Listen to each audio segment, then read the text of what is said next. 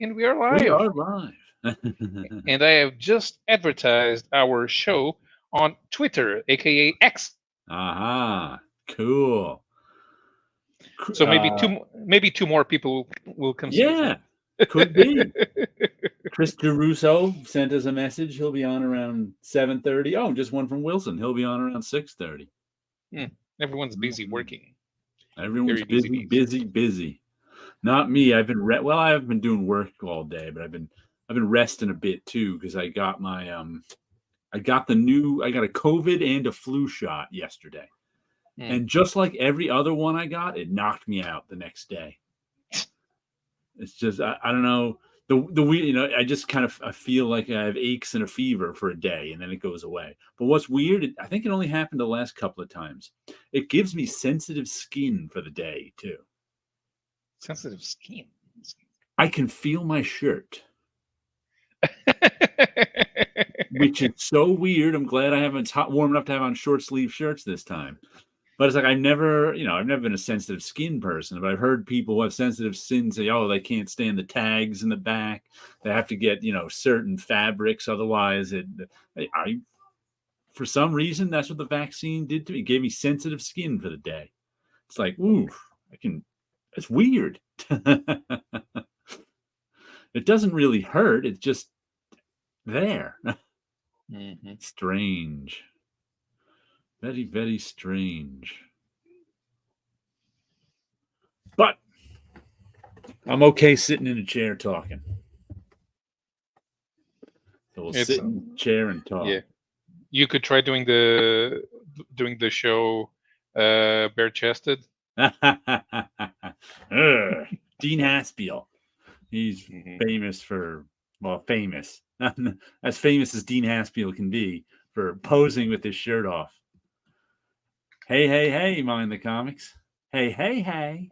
There we go. A little Dwayne Wayne from What's Happening. There's the name of the show. Hey, hey, hey! How'd I get this way? That was Fat Albert. Fat Oller. Fat, Fat Albert was never on Portuguese TV. I only watched it on Sky One on Hey, on hey, satellite. hey. Good evening, Tit Goblin. How are you tonight? In the Brown Hornet. Ah, I watched that Seth interview Hmm. on cartoonist kayfabe. That Yeah, was pretty interesting. yeah. He's very mild mannered. You don't Yeah, expect a cartoonist to be that way, right? no, You guys are all long haired hippies wearing T-shirts. and he's finally grown into his clothes, kind of like because he uh, always wore like even when he was young, he wore old fashioned clothes and mhm. like an old fashioned hat. He always had. Now he's actually old, so it fits. Good evening, 62 Lefty Blues. But I didn't realize he had. There's a new issue of Palookaville out. Mhm.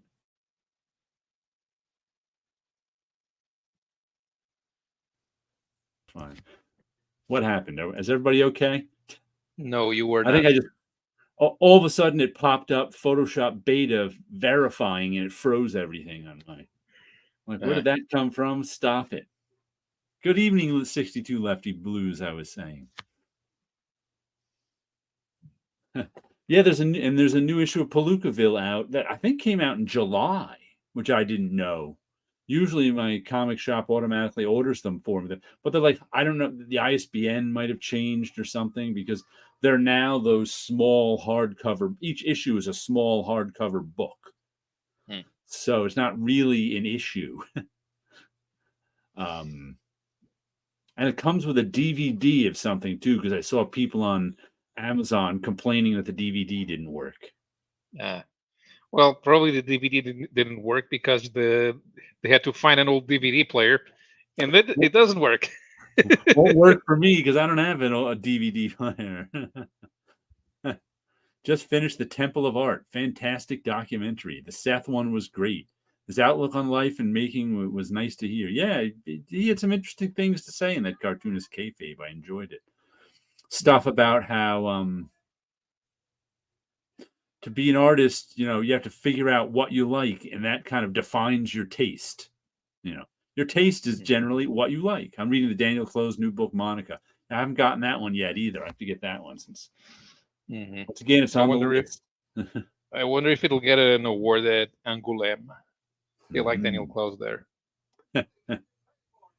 There's a couple new ones on my list. Got to get Palookaville 24. Got to get Monica with Daniel Clow's. Don't want to. My Amazon wish list is always filled with stuff, but that's like this Seth and Clow's is like stuff I get immediately. A lot of other stuff, there's no rush. That stuff's like, gotta get it now. But I haven't gotten it now yet. I think the Monica one just came out. And Daniel Clow's is doing some book signings at the Fantagraphics store, wherever that is. Fantagraphics has a store? Yeah. On second thought, that's not surprising. The only reason I know is because Daniel Clow's is doing a signing at it. So I guess they got a store. Now, how old is Gary Groth now? Ooh. I got to figure late 60s, at least, right? Because I figure that thing won't last for long if he's not there, right? Kim Thompson died, right? Yeah, Kim Thompson. He was the other one running it. Yeah. Yeah, I don't know. I don't know what his succession plan is. Yeah, because that thing, in spite of all its success throughout the years, it's still a very personal project. Right. So whoever takes over Fantagraphics, if he decides to retire, they have to be into the same type of things that he is. Yeah. Also, they must hate Harlan Ellison. I respect Seth and his process, but on his books too dull because they're flawlessly made. They're too good to hold my interest. Not all of his are flawlessly made. If you look at his notebook ones, those are the ones that aren't flawless. Wimbledon Green, and what was the other? The League of Canadian Cartoonists. So those are the ones when he was trying, because he has said before that he spends too much time trying to get the perfect line.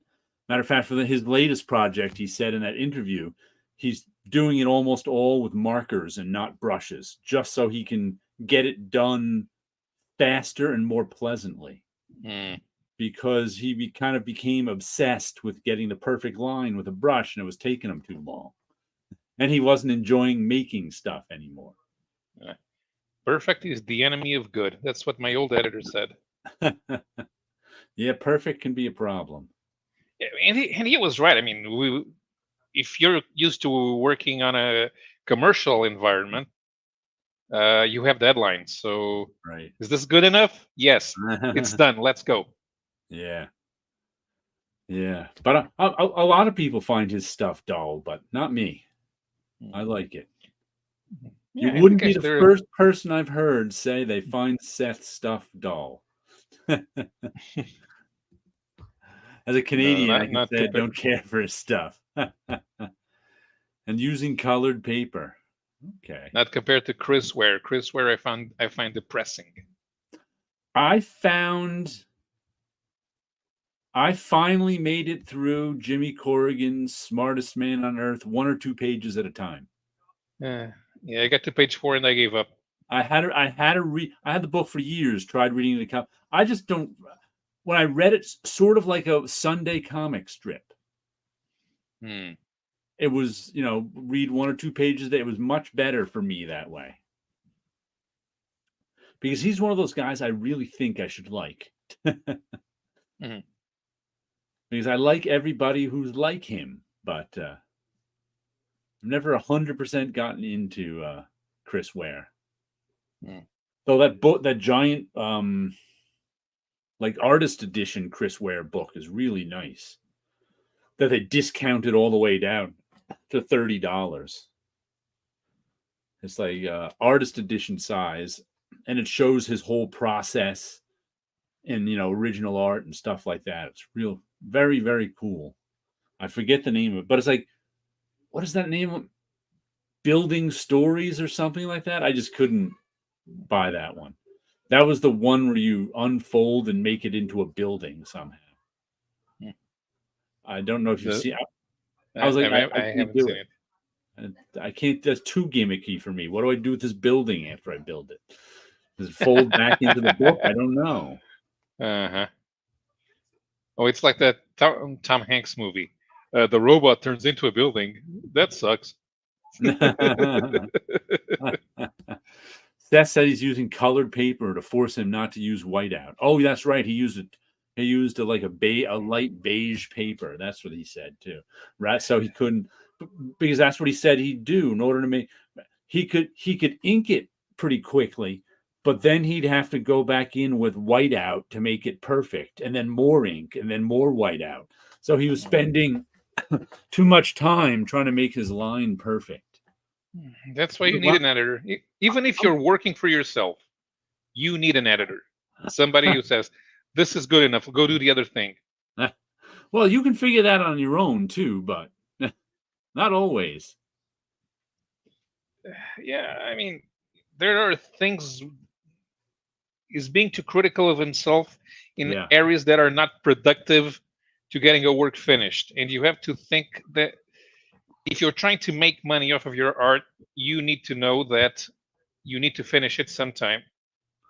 Well, as he said, and get money from it. He's never had to work on a deadline Mm.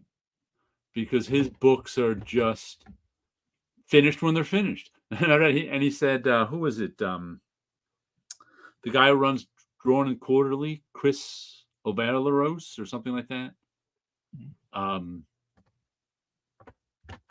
Seth was talking about him, and he's like, sometimes he's a little too nice.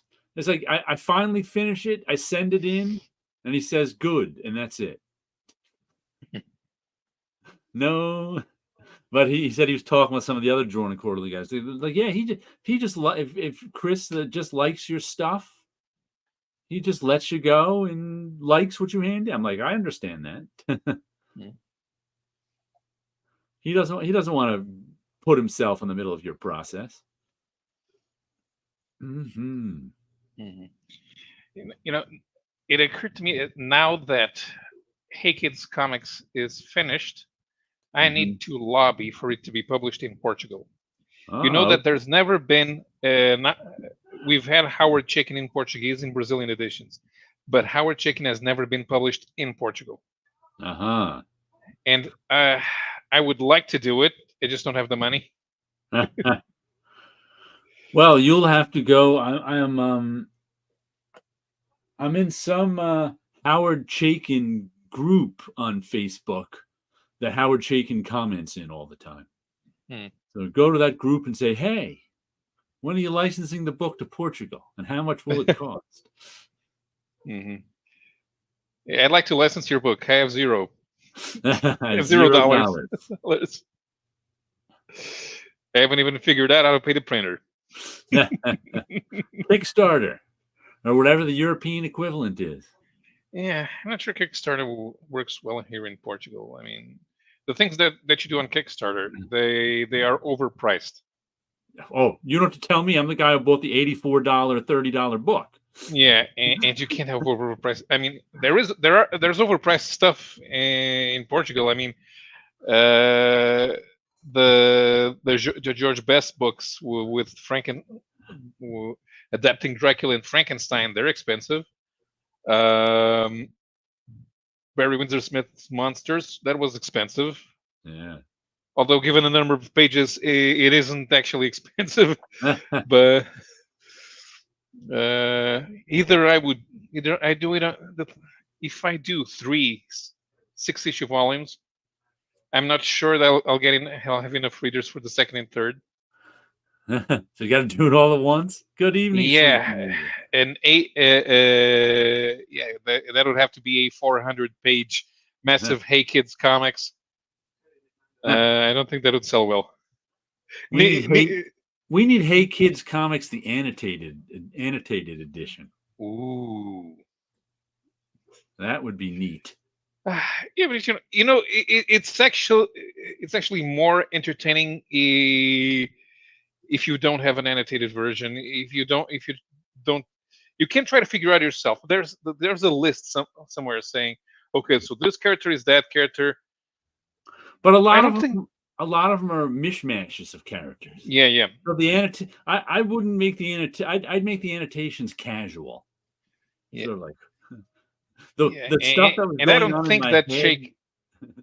The stuff that Yeah, was going on in my head as I was reading it. Who's mhm, this guy? Oh, that's supposed to be that guy. Okay. yeah, and I don't think even Shaken wants that. I mean, No, he may not. I'm He the may one who like some wants it. people. He may not.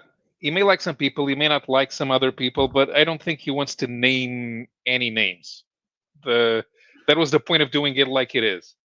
That It thing is is not. It's not a biography. That it's not. It's not a right, history. right. It's a But fake history. Howard Chaykin is a name names kind of guy. So Yeah, but this is different because you're making money.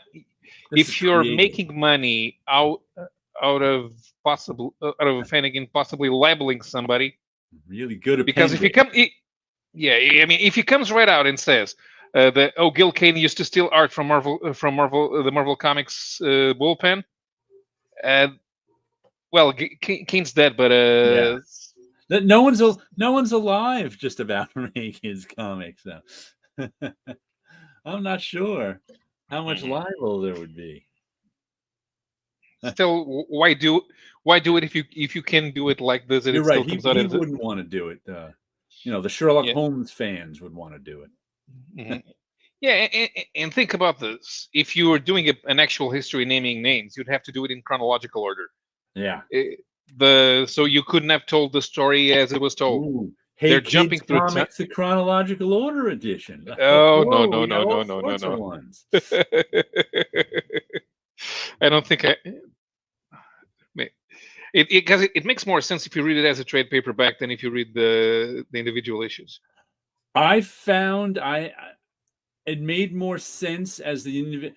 Well, this is how I read it. I missed the first volume. I think the first issue I got of the first volume was issue 6. I just kind of missed the first, didn't know it was out, and I was like, oh, like issue like 2 or 3 was out by the time I knew it existed. I'm like, how did I miss this Chaykin thing? So I went and got digital copies and enjoyed them. But then after the first volume was over, I went to eBay and got all the individual issues. And I found the individual issues were better to read than digital because I could easily flip back to the answer key at the front and back where he gave a brief description of each character. So I actually enjoyed reading the individual issues just because it was easier to flip back and forth if I needed to. But yeah, reading it as a whole in one trade would be a very cool thing. Like that's what I did, when I got all 6 issues, the first volume, the physical ones, I read them all, at the same time rather than month to month. And it was quite enjoyable that way. It was easier to keep track of. But still, I had to flip back and forth. Howard Chaykin doesn't hold your hand.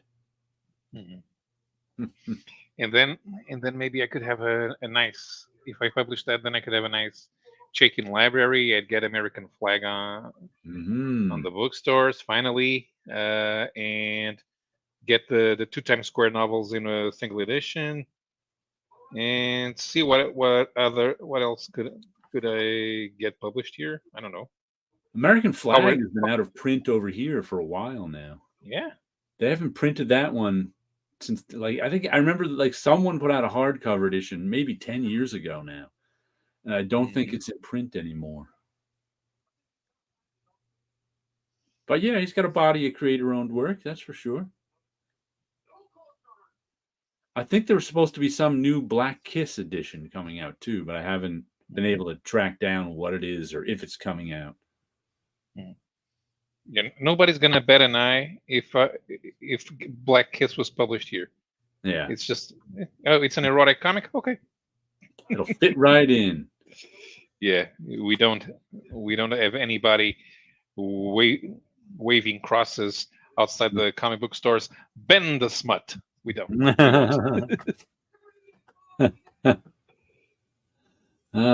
Speaking of smut, let's see. We'll show you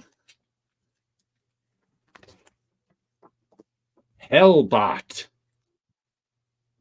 the new Cerebus in Hell. And as I've said before, these are up, and I really liked last issue.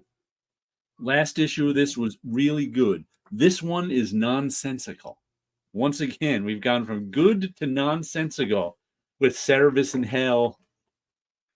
He's got his is it on the cover? Oh, yes, it is. This is his Hellboy Cerebus. And for some reason, he's got Facebook, Twitter, and YouTube on his glove. Because I think he's trying to make social commentary. I'm not 100% sure because it's so nonsensical. Mm-hmm.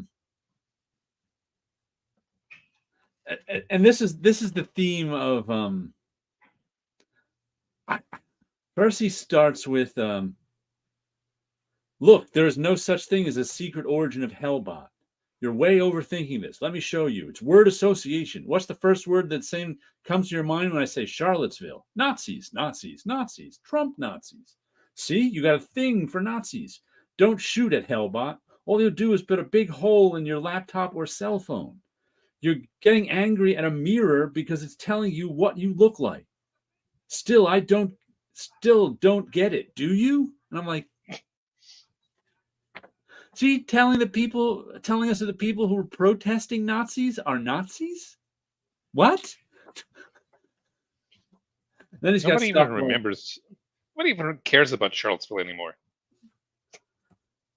Okay, describe your Nazi reaction to Nazi reaction. Anxiety. Now describe your reaction to your anxiety reaction. Anxiety, fear. Anxiety. Then he's like, now do you get it? That's what he ends like a lot of his Cerebus saying, now do you get it? And these people saying, get what? Get what? Get what? That's what I'm saying. Get what? What exactly are you expecting to get? Uh-huh. Oh, here's another. During the pandemic, not a single liquor store in the infernal realms was locked down for even 5 minutes. Pause. Okay, now do you get it? No, I don't get it. Hell didn't lock down its liquor stores during COVID? Okay.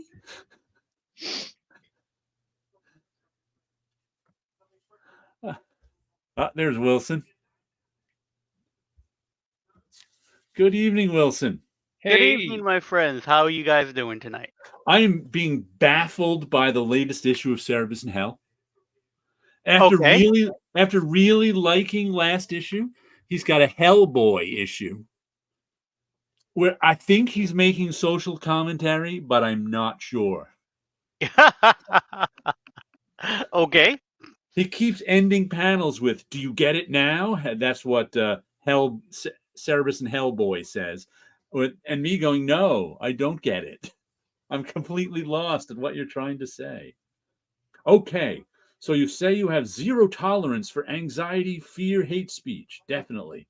Okay, but isn't zero tolerance another form of anxiety, fear, hate speech? Oh, what a brilliant observation. You are so deep. Hellbot's AI app now links you automatically to any liquor store having a sale on your favorite tipple. That's the punchline to that one.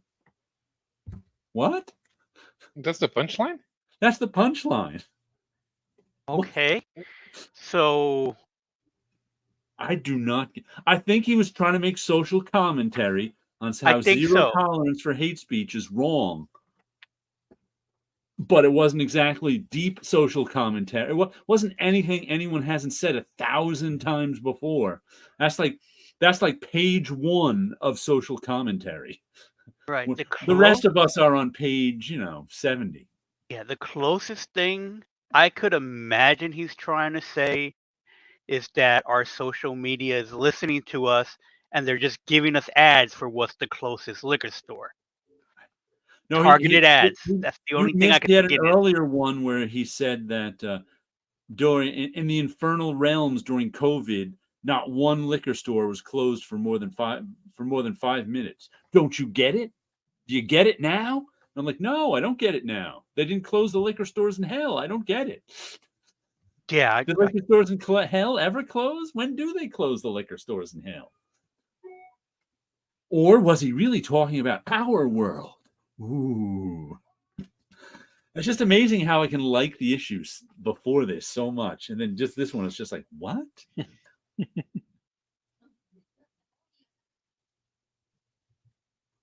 Maybe he took the pills for 1 month and then he forgot again. Oh, no. Here the Greek chorus is sounding, you better watch your step, Hellbot. Is that right? Or we'll report you to infernal human resources. Then he just laughs. I guess he doesn't fear being reported to hell's internal human resources. I'm just like, okay, that's a joke. That's a baffling issue. Completely baffling. Oh, the next one is a Wildcat parody cover, Wild Pigs. All right. Okay. I imagine that from the cover that it will be equally baffling. Well, the last issue was the American Splendor parody cover. I remember wondering what the heck that was going to... But like I said, last issue actually turned out to be good.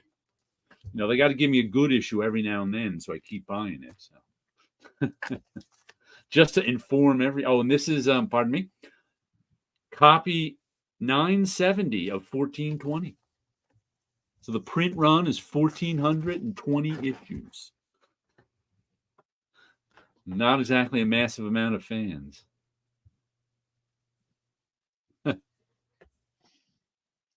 At its highest, how much the YouTube on Cerebus? Yeah, Cerebus has Cerebus. YouTube, Twitter, and Facebook on his glove.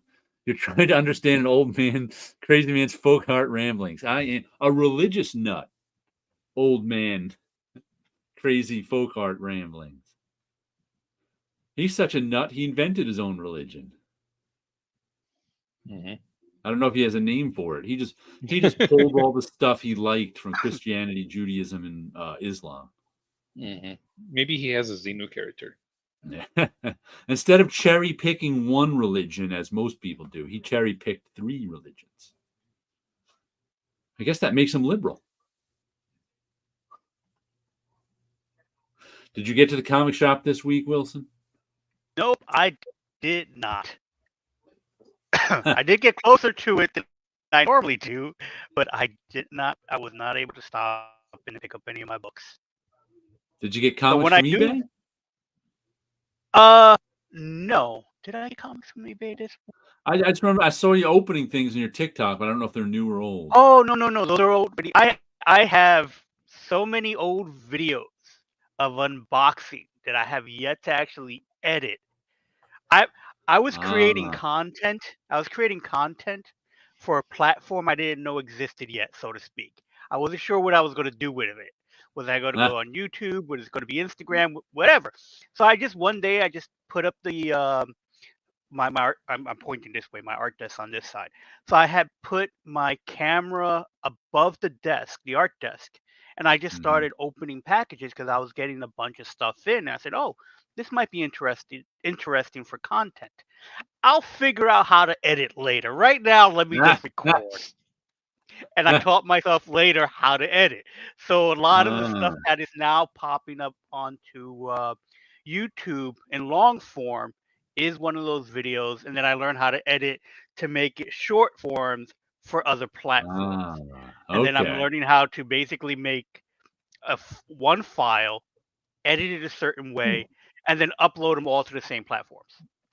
So that's what I've done. That's what I've been doing this week with videos that look like they're new, but some of them were either already on YouTube that I did a while ago, and then I discovered an online program that that you get the first month for free. I didn't sign on for it yet, but I'm able to use that month trial, and it's like, okay, this is doing a lot of the work for me. I enjoy that.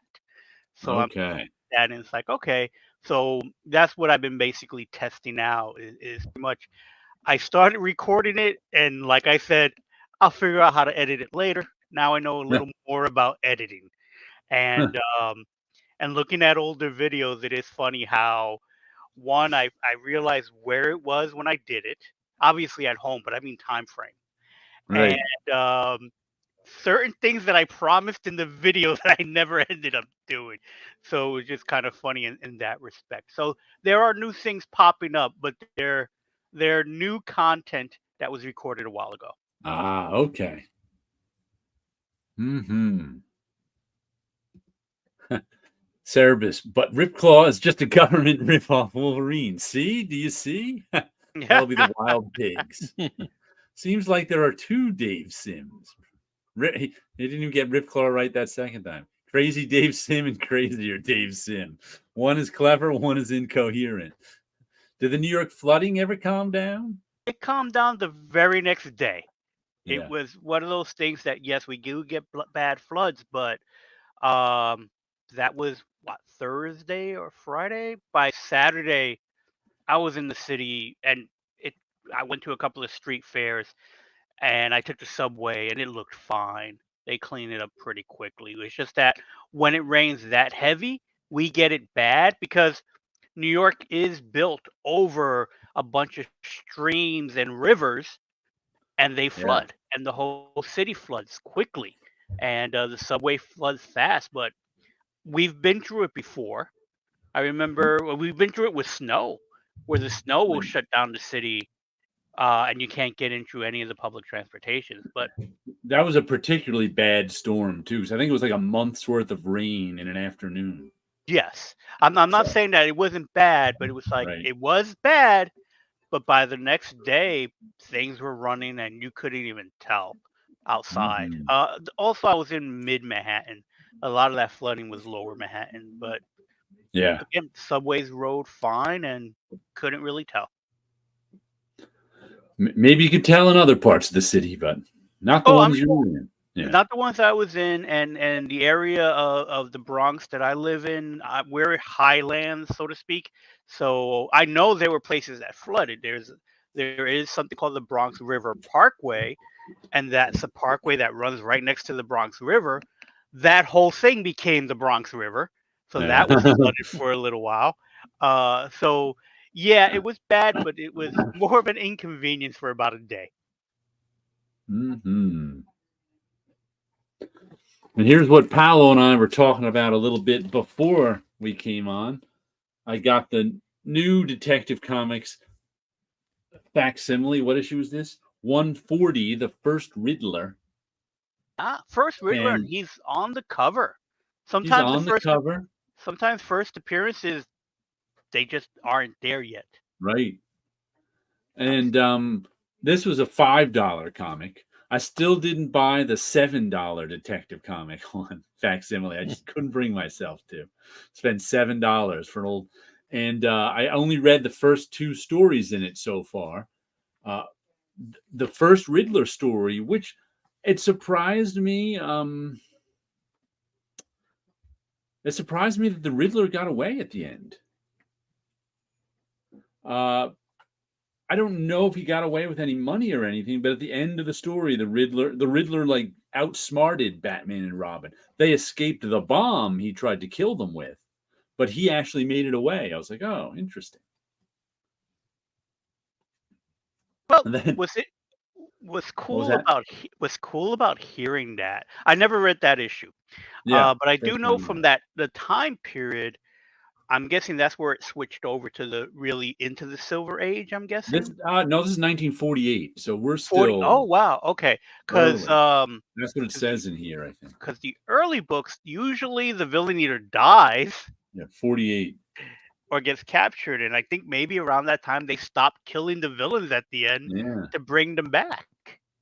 And the He fact not only that got he got away, away, he dove into the river and left a question mark floating on the river behind him. that's The great other about. He's good about branding, that's for sure. the other thing is that the Riddler comes relatively late in the Golden Age, Yeah. and yet it's still sort of still managed to become a regular Batman villain. I mean, Deadshot doesn't show up between his first appearance in 1940 and then the 1960s. And What what's was interesting- interesting, he still kept that original costume. Yeah. Usually the There's a Golden point where he Age says- villains don't have their costumes, or they change it, where it's almost unrecognizable. There's a scene where he's like, I'll make each crime a duel of wits between myself and the law, and I'll fix the puzzle so I'll always win. But first, I'll need an appropriate costume. So then you see him with his new costume. It's like, hee, I'm the Riddler. Whoops. There's this side. Where's his first costume? There it is. It's under mine. Amazing. For a villain who was basically bored one day and decided, Yeah. I'll go after the Batman. And I don't think I've read that many Riddler stories, because another thing that surprised me about this is because I always hear people making fun of the Riddler, and the way they make fun of him is like, why would you leave clues to the crime you're about to commit? But he wasn't. He was leaving clues to lure Batman away from the crime he was about to commit. Batman would figure out what the clues meant, and Riddler was on the other side of town doing something different. But Batman kind of caught on to that. And then the second story I read was a little weird. Robot Man. Yeah, that's the Golden Age Robot Man. It's humorous. It doesn't even have anything to do with detectives. But what was strange about this story was, and I couldn't figure out, because Robot Man is like a human being, then he's like, now I'll change into Robot Man. I'm like, huh? Oh, here he is putting a mask on, so he must really be a human mask on, so he must really be a robot. But at one point, this story is all about how he is mistaken for somebody else, Robot Man, when he's in his civilian identity. So then he's like, "Ooh, the person I'm mistaken for must be in trouble. I better find him." Which, the next panel he finds him, and the guy's like, "Ooh, I'm a courier for a bank, and some hoodlums jumped me last night, and I threw the $10,000 bag holding $10,000 into the river. They don't know where I threw it into the river, but I couldn't go home because then I'd be accused of stealing the money." And I had to hide out from the thugs. And Robot Man's like, let's go to the river. I'll find the money for you. And so then the Robot Man is looking for the money in the bottom of the river, and he can't find it, right? So he's like, we can't find this money. Don't worry. I'll get you another $10,000 to solve this problem. So how does Robot Man get $10,000 to solve this guy's problem? Midget fight. In a million years, you'll never guess it. Because I was like, what? If you were Robot Man and had to get $10,000, what do you think you would do? I would steal it from criminals, thinking as a comic book story should go. I gotta say, that's up in my, list too. Do you have any idea how you would find $10,000, Paulo, if you were a Robot Man? I'd go to Atlantic City and play the slots. Nope. He hires himself out as a construction worker. Ooh. He goes to this guy and says, the next day, what will I pay you to finish this whole row of houses? What I'll pay my workers if I could get any. See, they have to let you know. There's a guy standing there with a workman needed apply sign, and he can't find any. They don't want you to think that Robot Man put all these guys out of work. Make it $10,000 on your man. So then Robot Man starts using all his robot tools to build this row of houses in a day, and gets $10,000 for it, which he can give to this guy to get out of his jam. But I bet that contractor did not want to pay union rates, and that's why he couldn't get anyone to work. Yep. You see, you get it. That's how it's topical. then at the end, Robot Man finds the bag of $10,000 in the river and says, "Well, since Henry already has the money he needs, I can donate this to charity." It's not your money, Robot Man. No, It that doesn't is matter. his money because he earned that $10,000 that he gave to the guy. So now, in that guy, all that guy had to do was return $10,000 to the bank that he was or wherever he was currying it from. So that money was in fact Robot Man's because he earned it building a row of houses. I just find that amazing. I'll get you $10,000. Hold on, I won't ask Tony Stark. I'll build these houses. I think I like the way. I think that I like Robot Man in the Golden Age miniseries better. I have no memory of Robot Man. Is that who?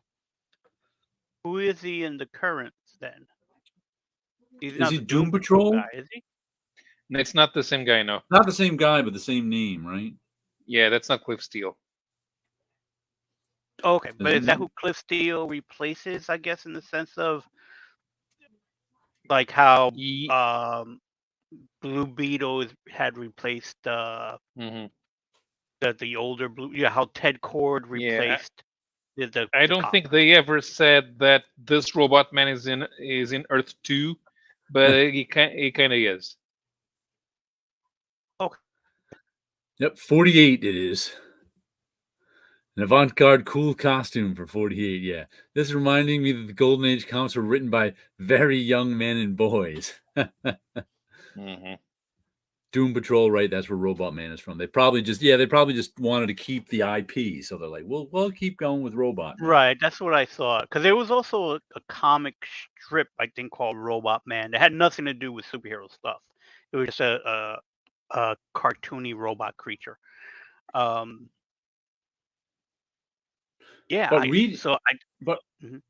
reading this stuff also, just reading the art, a lot of it, you can see why someone like Jack Kirby made such an impact on comic book art. Because a lot of this art is fine, but it's very, it's very still. It's very, there was a huge difference between by the time Kirby came along and basically changed everything. Well, the people were copying Kirby from the very beginning, at least according to that Mort Meskin book I have. Because I think in that Mort Meskin book I have, they said that Mort Meskin and Jack Kirby, this is in the early 40s, were the two people that other comic book artists would go get their work when it came out new on the stand to see what they were doing. They were the two biggest trendsetters. But by, I guess by 48, Batman had really settled down into its own DC house style, which wasn't bad. It's just not. You can all these captions at the top. And then the drawings in the very. I mean, there's design to the pages, and you get panels like this one, which are kind of graphic designy with those circles. Right. So it was going there, but I think also it stayed in that almost comic strip newspaper format for a very long time. I think Kirby was breaking through that before anyone else was really breaking through that. Yeah, you're right. This is very much influenced by comic strips. Right. Because the first comics were comic strips anyway. And, they, from what I understand, with the first Superman, it was a comic strip. And then they just recut it to fit a comic book format. And I think where by the time, everyone's emulating the people who did it before them, they stuck to that. And I think Kirby is one of those, like, let's try it different for the format of comic books. And a yellow cover, so Scott Connor won't like it.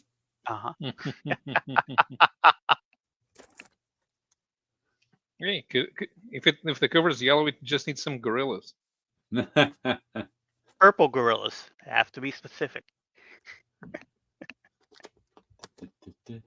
Yeah, I saw there's a kaiju con in the city somewhere. So I saw an ad for a kaiju con. Yeah, it's in Brooklyn. I think it's Brooklyn, where it was like a comment just popped up. But I'm aware of it. I didn't get tickets. I don't know if I'm going to go to it, but I did see that, and it's like, oh, that's pretty cool. I'm more just lazy. I would rather be in Manhattan to get to than to travel 2 extra boroughs or 1 extra borough to get to it. Oh, I know. Mhm. Are you going to New York Comic Con? Yes, I will be going. I got my ticket last Friday, Okay. so I will be going to that. Uh-huh. I probably won't be, just out Okay. of laziness. I think there's a couple social events going on too. Yes, if One I at didn't go to the con, I would have tried to go on to the social events. there's Society something of going on Illustrators, Thursday night at what was that bar? Abbey Abbey Tavern. Tavern. Mhm. Yeah. I think the Society of Illustrator one is that same night too. I think so. So I think the people may Society be of Illustrator would be like the tribute to John Romita Sr. yeah, I think so.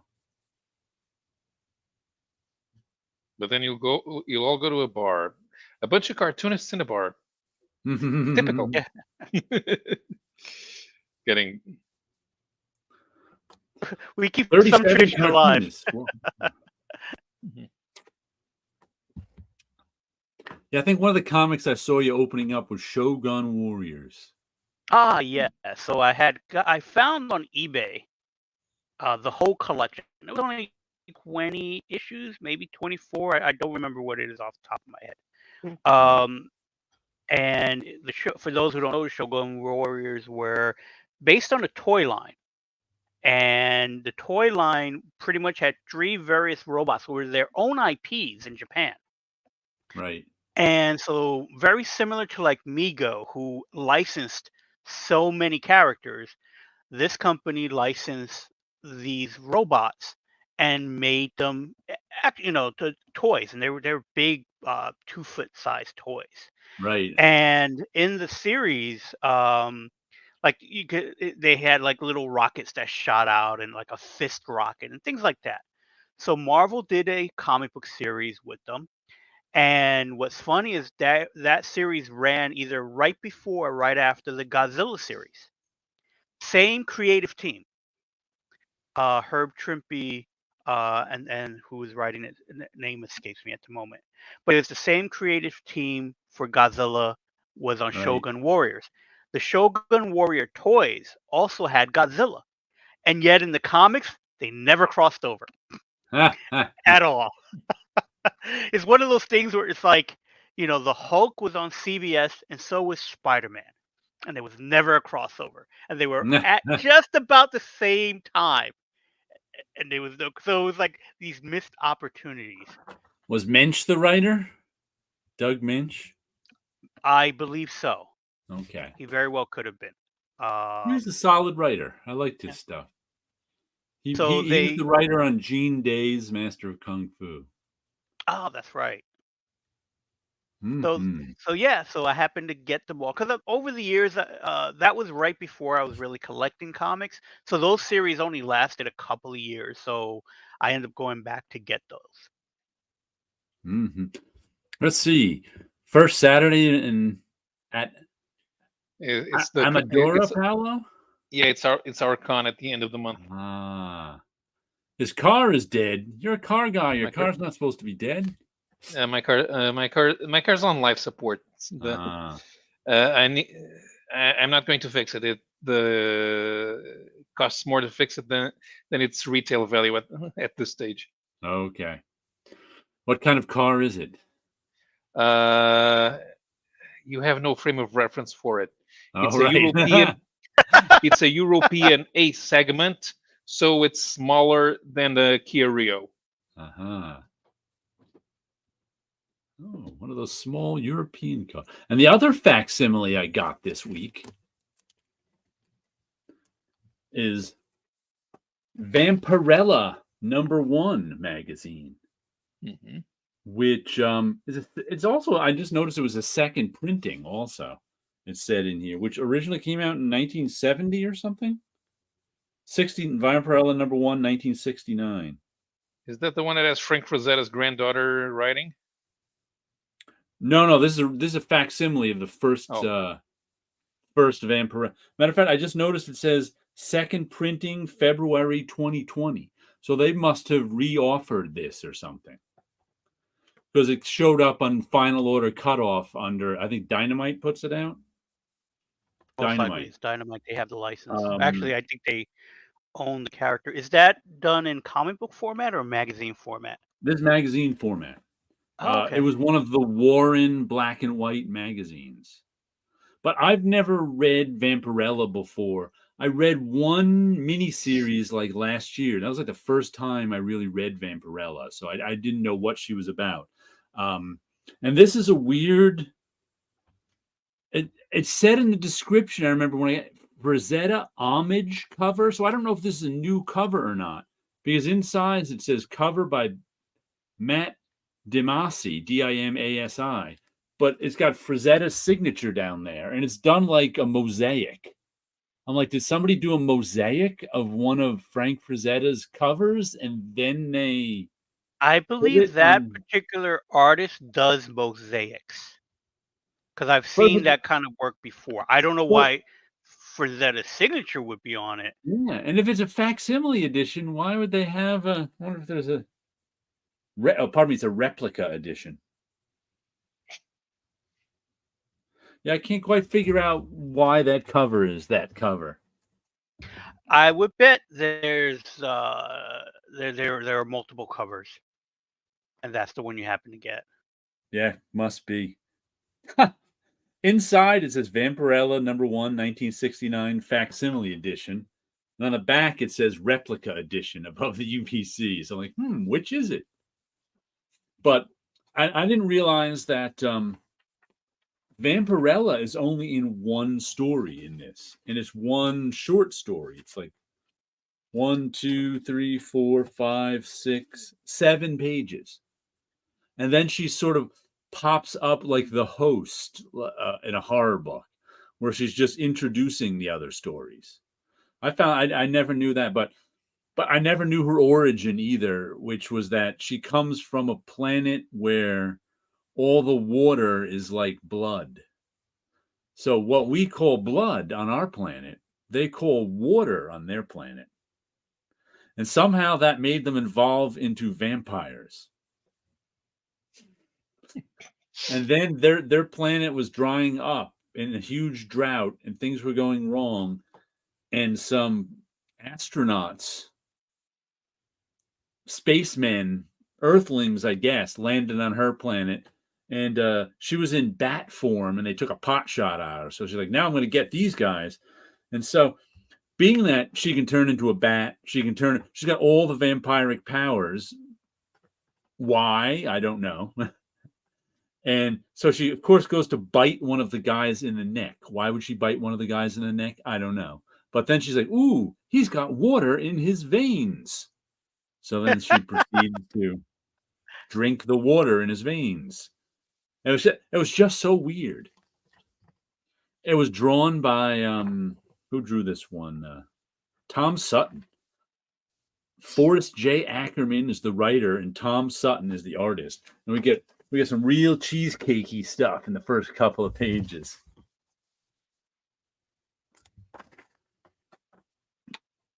But it was a fun issue to read. It's got, let's see, the second story is by Billy Graham and Don Glutt. And they're all just like, creepy and eerie horror stories. Yeah, they had good artists. Yeah, Neil Adams and Don Glutt writing. So they got a Neil Adams piece in here, which is a pencil piece by Neil Adams. And here's something I don't think I've seen before. Art by Mike Royer. I think I've only ever seen him inking Kirby stuff. But here's a little 5-6 page story in here by Mike Royer. Can you show his style? Because Sure. it says you can't tell his style from inking because it says he always traces over the original style in order to keep the original style. It's sort of, I'd say, Mike Sikowski-ish. Mm-hmm. More illustrated than I Yeah, it's not bad. I enjoy. It's got a good sense of design and a good sense of black and white. Uh-huh. Flip it to the last page. Some nice lettering. I don't see any letterer credited, so I don't know if he did his own lettering or not. Well, at Marvel, it did. Okay, yeah. Because you remember, Kirby did everything when Kirby was doing his 70s stuff at DC and Marvel. He did everything in house. Right. And Royer lived in California too, so he did everything except coloring. I think that would have been done at Marvel. Tony Tallarico does a story. And the last one, for some reason, there's no credit. There's no art credit on this one, but in the beginning, it says that the only one missing is Ernie Colon. So I think this is some Ernie Colon stuff, but it's really sort of different. You can see it's like a mix between his cartoony style. Whoop, I've put the wrong person on solo layout.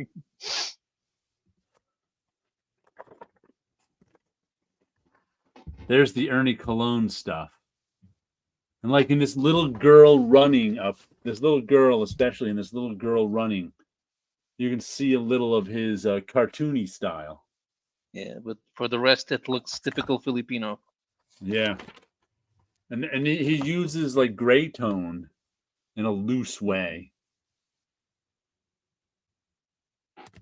I think that one's Ernie Colon. He's the only one mentioned in the credits up here. Was not credited in there. But yeah, pretty interesting read. Something from, very first Vampirella from 1969.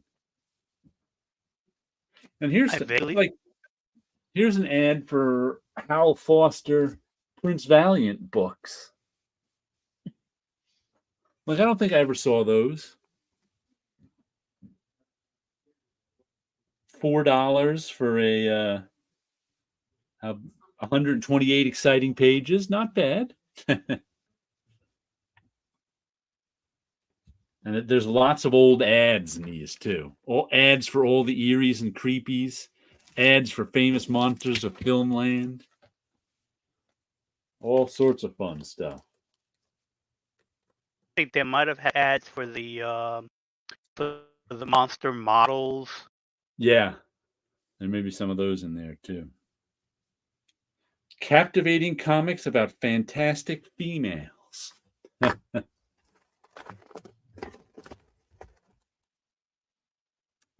Oh yeah, was it on here last week? I was talking about my Mego doll Human Torch Halloween costume. Yes, I mentioned it. If you still had the costume, Matt Maley just posted a picture of Daisy and I from that Halloween with me in that costume, so I'm gonna have to show it to you. Let me share my screen. There we go. There we are. That is my Mego doll Human Torch costume. I'm not sure what Daisy was dressed as.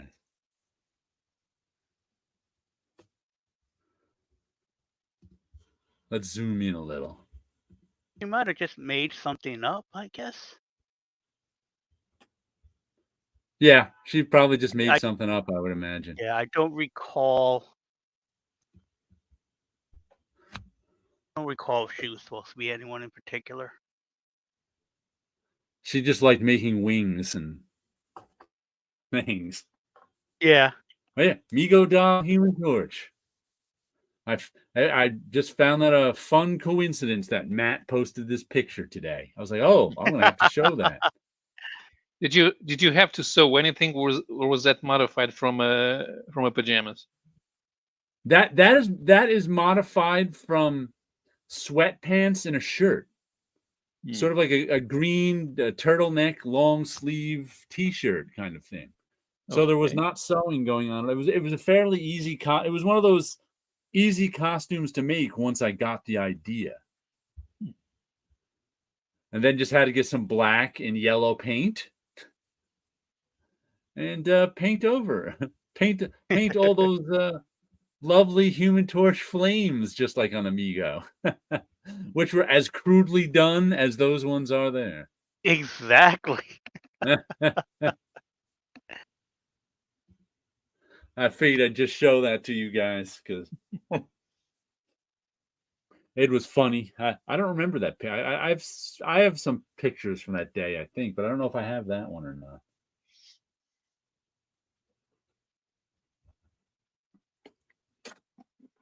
Ooh, I'm starting to sweat. Well, yeah, Wilson wasn't here when I was telling Paulo that I got my COVID shot yesterday. And just like Oh, yeah. every other time, the next day, I'm like, I feel like I got a fever and an achy body, and my skin gets sensitive. The last couple of times, my skin has gotten sensitive where it's like I can feel my shirt. It's very strange. Is that your second shot, third shot? God, I don't know how many shots I've had so far. More than that. This is the new one that just came out. Right. Let's put it. I've got 2 COVID cards. Where am I? I mean, some of them were boosters, but this was actually my. So we got 3 shots on this card and 2 shots. So I've had 4 shots. 1, 2, 3, 4. This is 6 shots I've gotten so far. Oh wow. Okay. Because the first one came in 2 doses. So the first shot was 2 shots. And then there was like a booster shot, I think. This isn't a booster. This is a whole new COVID vaccine. So. Oh, okay. Yeah, because I've had boosters, but I do know like Right. a new one came out, and I wasn't sure if it's considered a booster or is it a new one altogether. Looks like Cologne to me, Ernie Cologne. Yeah, very cool pick. Thanks. You haven't changed much at all, Jared, eh? I have, but other people have changed more. Did you say flame on a lot? I sure did. We have a big shortage of COVID shots out here. I actually had an appointment for last week, and they called up and like, "Oh, we're out of shots." So I don't know what the shortage is. No such thing as a booster. They're all shots. Yeah, they're all the same thing, shots. But they just call them different things. I don't know. They're all shots. Shot in the arm. The old shot in the arm. But I'll be, it's weird feeling sick, but knowing you're not. It's a strange feeling. I've only ever get this, when I got the other ones, I only ever got like the soreness of the arm where the shot went in. That was pretty much it. Yeah, a lot of for some reason it gets me. All of them have. But yeah, I know plenty of people who are like, my arm is sore. I don't even notice that. I'm too busy feeling feverish to notice a sore arm. Right. Here's another comic I got this week. Frank Frazetta's Death Dealer number 15.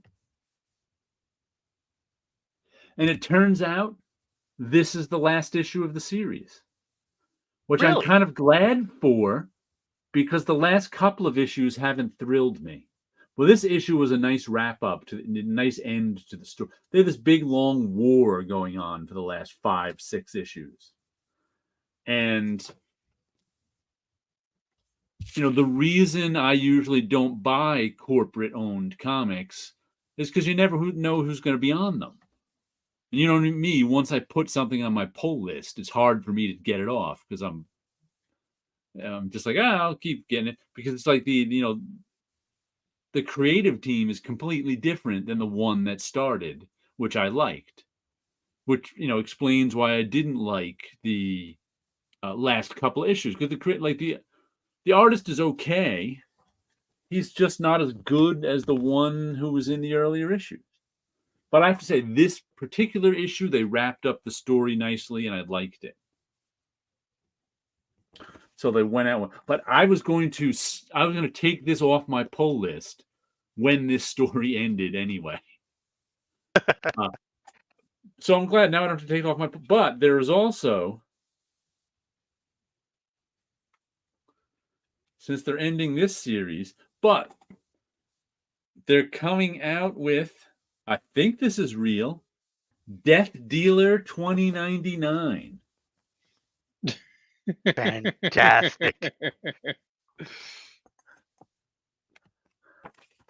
Why not? Okay. The other guys can do it. Why Yeah, not? I mean, that's quite entertaining in itself. Content can't characters trademark. are copyright Frazetta Girls LLC. I guess the daughters own this one. That just reminded me too. Speaking of copyright, someone is coming out with a Fritz Lang's Metropolis graphic novel because it just entered the public domain here in the US, but it's still not in the public domain in Europe, I think, in the European Union. Right. So I just find that weird that, we can't sell this in Europe. Yeah. We can sell it here. The main difference between European copyright and American copyright, yours is tied to moment of publications, ours is tied to death of creator. Right. So and that's the good. If you're in practical control over an intellectual property, it's in your interest to keep the original creator alive, so you can keep control of it for more time. Unlike the US, where it's in your interest to shoot the creator the moment he comes up with the original story. Yeah, I think they said it was time of death plus 76 years. 70 years. Yeah. 70? It used to be 50, but when Sonny Bono added 20 years to in the US, the Berne Convention was updated to reflect the extra 20 years as well, so that we would have mostly overlapping time differences. Except for Metropolis, it's not coming. It's not. It's a long time till it's public domain in Europe, I think. Yeah. But I found that interesting. Not that I'm all that excited about a Metropolis graphic novel, but and they were talking about they're writing about, I think it might be Kickstartered too. And it's like, how many European people will be buying it off of Kickstarter, and can they ship it there and stuff like that? They can't, not legally, right? Because it will come to a place where it would have to collect copyright, and there would be it would have to go through customs, so there would be you would be able to track it, so you'd know it's there. The only way is you buy it, it ships to you have a friend buy it in America, and then you pay the friend, and the friend ships it to you. Right. Because now it's just a book. Right. Interesting. No Metropolis Gatsby crossover from Jared? Nope. I'm still. Oh, I have to get back. I've been working on that coat so much that I haven't been able to get back to Gatsby. But once I do, I'll finish that up finally. I just need a cover for it. Darn it. You can have a Mutt and Jeff Gatsby crossover. Great Gatsby versus Dracula. That's what I want. There you go. That'll be the good one. And let's Sounds see. boring. How about Great Gatsby versus Robert the Conqueror?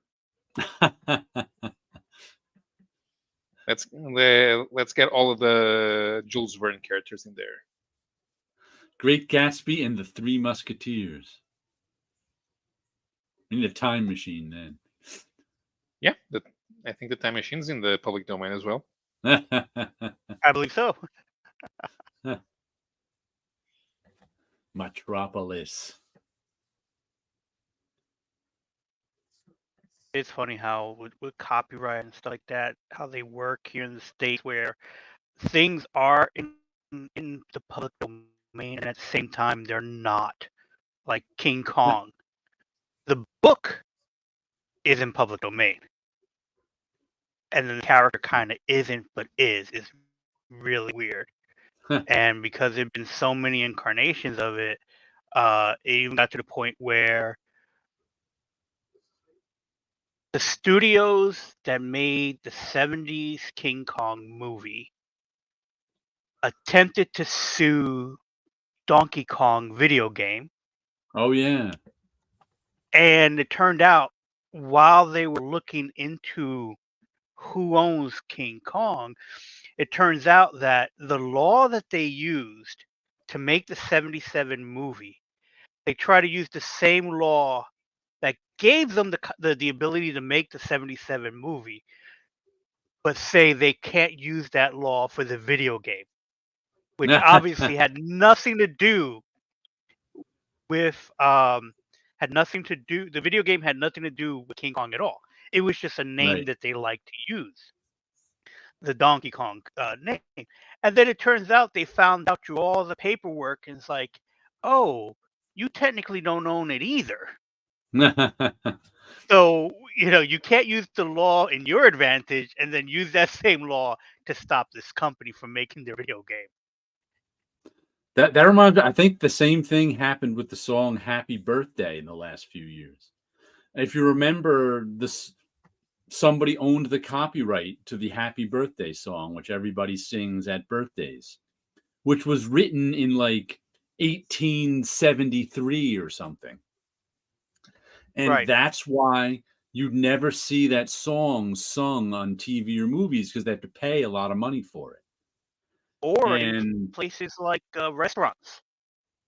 They weren't allowed to sing in a restaurant, so restaurants had to come up with their own Happy Birthday type song. And so what happened was, I think the copyright was running out on it or something, and someone else used it. And but it went to court, and the people who owned the copyright, the judge looked at their paperwork and said, "This paperwork ain't right. You don't own this song." So then it went in the public domain again, because the people who said they owned the song didn't even have the proper paperwork, that they bought it from the composer in 1893 or something like that. Like, oh, no. This ain't right. None of this paperwork is right. So Happy Birthday is in the public domain again. So you can put that into your Gatsby book. The rest of your career can be Gatsby crossovers.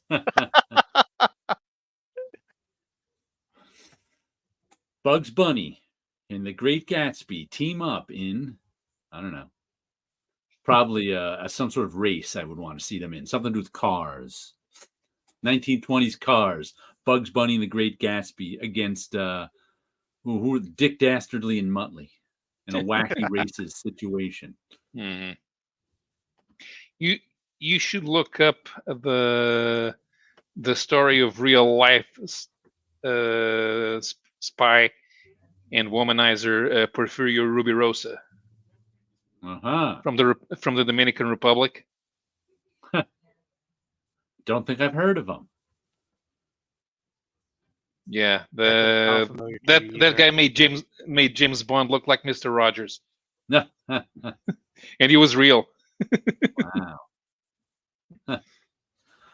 Another comic I got this week that was good was issue 3 of 8 of Ribbon Queen, Garth Ennis and Jason Burrows. Mm-hmm. This is our it's a police procedural with supernatural elements of it. And our lead character is this woman. Is she a detective? She might be a detective in New York City. Who I know she was a cop. Right. Weird, bloody things have been happening around her. This is what happened, to 2 cops who were talking to her last issue. They just disintegrated into these ribbons of flesh and blood. And so all the other cops don't trust her now, of course, because this is the second time this happened around here. And so she goes to try and figure it out, and it's good stuff. I mean, I think Garth Ennis is doing a good job writing it, and there's some nice art. I don't think I've heard of Jason Burrows, but I may have something else by him. I can't remember. Jason Burrows worked on Crossed, I think, at Avatar Press. I read Crossed, so I must know him from there. But what's creepy is she figured out what's happening is, well, first of all, the woman who was murdered in the first issue had an autopsy done on her, and she was in one of the cold storage drawers, and one night she just got up and walked out. They're like, what? And so it has something to do with her. And when the lead cop is around men who are trying to push her around, they get torn to ribbons by this ribbon queen who has something to do with that ghostly woman who might be being inhabited by the ribbon queen. So it's still all up in the air, but it's good stuff. And like, what was it? And it's like near the end of it, the lead cop, she goes to this cop bar where a bunch of sort of these crooked guy cops are above the bar having their own private club. And she's just trying to test if the ribbon queen, this thing, is following her. And sure enough, they start threatening her. And it's really like this guy's hand starts turning into ribbons. This guy's head starts turning into ribbons. So she turns around. She's like, no, stop. Don't kill these guys. Don't kill them. And so she finally gets the ribbon queen to end. But it's like this panel here with these 2 guys are just like still alive. One of his guy's head is going. It's like the ribboning has stopped, but it still didn't fix them. It's like the one guy's just got his hand all. It's like, creepy body horror. But I don't think I've read a Garth Ennis book in a while. This one's doing well. This one's a good book. Some nice covers, too, from AWA out this month. I haven't read Rumpus Room or This Madness, but they've kind of got some good art to them. Like I said, there was another one in here, an ad in the back. Where was it? Red Light. There's a pretty cover. Don't know who does that one. Frank Cho. That must be Frank Cho. Covers by Jeff Dackel. That's a ruin. Fight Girls has a Frank Cho cover. So a lot of good covers coming out by, where's that other? There we go. There's a nice Rumpus Room cover.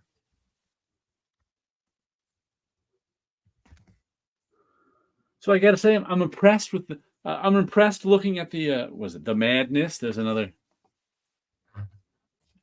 I'm impressed with the covers coming out from AWA. I haven't read many of the comics, but they got some nice covers in their ads here, which is always good. Because I'd like to buy comics if I like the covers. Right.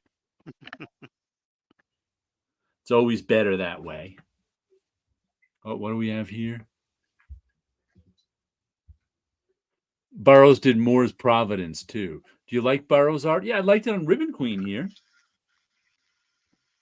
It was good stuff. I mean, it wasn't it was well drawn. I could use a little more graphic design-y quality for me, but it's very sort of modern illustrated 3D model type art, but I don't even know if he uses 3D models.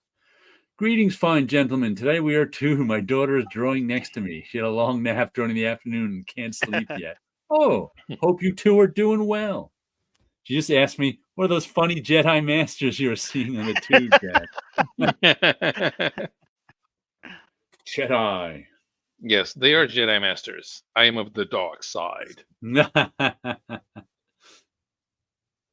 Plan 42. I don't even know what the plan was. I just heard someone talking about it recently. Execute Order 66. Was that it? That Order 66? Was that the one that killed all the Jedi? Yeah. Yes. Okay. Just Kill it spoil all. a 20-year plot point. Hey, I never knew it, you know? New So to green you. is people. The Mandalorian was the first Star Wars thing I've watched since the Ever original or 3. since? Okay. Since the original, I skipped all the prequels. I didn't watch any of the revival movies, but when The Mandalorian came on Disney Plus, I was like, all right, I'll watch The Mandalorian. It was pretty good. Yeah. I enjoyed it. Paulo, creature of nightmares. Creature of nightmares. It's really hot today.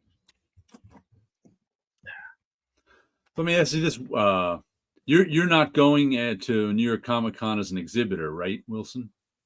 No, I'm not. I don't have a table, so I'll just be a fan walking around, um, basically doing things I don't usually do at cons. Like I may go to a panel and actually Ah, enjoy it by, being on the other side of the table. But that I've done it before, and what I need to do is sit down and kind of make a list of what I kind of want to accomplish. Because if okay. I'm just walking around aimlessly, you do a lot of walking at that con. Oh yeah. And I liked going to the panels mainly because I had a place to sit down for a while. The thing that gets old real quick is walking around carrying stuff, not having a table to go back to every once in a while. And So those yeah, floors at the Jacob Javits Center are rock hard. They're concrete. yeah, I mean, I've come away because I'm usually a person who stands all day. I stand at my drawing table here, stand at my easel, I stand at my computer. But in my elder years, I've had to get mats to stand on, like anti fatigue mats, just so I'm not standing right. on a hard tile floor, standing on a rubber mat. But I've been at that con and that Javits Center all day, and I get on like, oh man, my feet hurt. But I've been standing all day on that concrete. Yeah, I exactly. have to And remember to then find a place to sit down. yep. So it's like so that's why I end up going to panels is because Yeah. after a while it's like I need to sit somewhere. What panel's going on? And I'll sit down and listen to whatever they're talking about. So I haven't had any real agenda to do.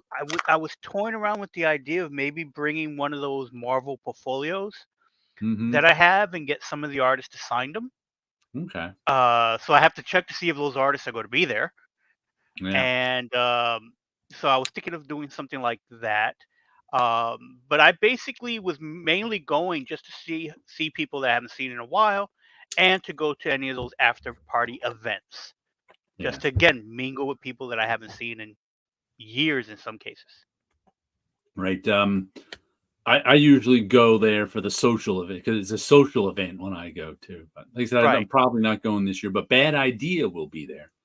Oh, They'll have a okay. booth. They were getting some. I was getting some banners made for them this week. I'm like, cutting a little close, huh? Getting your banners made the week before New York Yeah, Comic Con. I need to find out if Mad Cave is going because they had a booth last time I went. So because yeah, it's last year I think is when I first met with them. So it was like to actually see these people face to face because they are located in Florida, but they have employees all over the place because most of Right. us are just doing it through the internet anyway. Hmm. That speaking of Mad Cave, is Aftershock still in business? I believe they still are. I did see an ad for them on something recently, I but can't remember if I I've seen don't any of know. their comics recently. I don't know. I did see an ad. I don't know how old the ad is because something did pop up on Facebook at some point, and it was like, "Oh, Aftershock," and then I just kept moving. So I don't know if they closed or not. Yeah, because I have not seen any of their graphic novels in a while. I was buying all their graphic novels as they came out. They were putting them out in that, graphic novel, like a 44-page story in that graphic novel format that I was buying last year, probably a whole bunch of them. But once again, if your comic appeals to me, you might be in trouble. Now, the only thing that I've been seeing like popping up lately is a lot of stuff about distillery. Oh, that's right. That's all That's over my all over the social place. media feed. Yeah, I did buy that distillery. Once again, it was a graphic novel format, like just an anthology of distillery stuff. But I couldn't figure out what it was, if you remember at the time. I'm like, is this just an anthology book? Are any of these? Some of them seemed like they were like going to be continued in like a comic or something. Some of them didn't. Some of them were just a self-contained story. But it was like, I don't know what this is. Or are they just testing the pipeline? Me. to me, it might. If from looking at it from the outside and not even getting a book, and from hearing what you've described, it almost seems like let's put a let's put Yeah. a comic book together for a time period. So let's put this all out. What do you have? And they just put whatever Yeah, it they seems put together. like it testing the pipe. They wanted to get a comic out kind of thing to make Right. sure they could, that everything would run smoothly. That's what it seems like to me. I don't know if that's what it is, but that was my Right. gut reaction to it. That's what it kind of seemed like to me as I was reading. I'm like, because it wasn't a coherent thing, really. It wasn't an anthology. It wasn't a sampler. It was kind of like both mixed together. And I was like, But maybe that's also because they don't have they're not about editorial control. Right. So maybe everyone just got to do their own thing.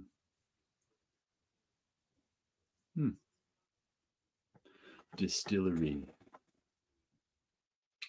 Any ads for distillery over there in Europe, Paolo? Distillery. They're the new. I think we mentioned a months ago. A bunch of creators got together and like a new creator-owned company to put out comics. Who was it? I'd have to. Oh, I couldn't name any names. I don't know Let me any of them. walk back and see if I can find that.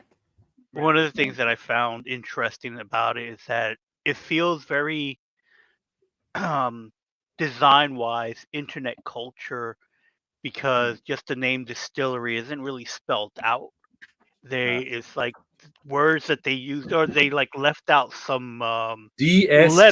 DSTLRY. They There you only go. kept the sometimes vowel Y in there. It's got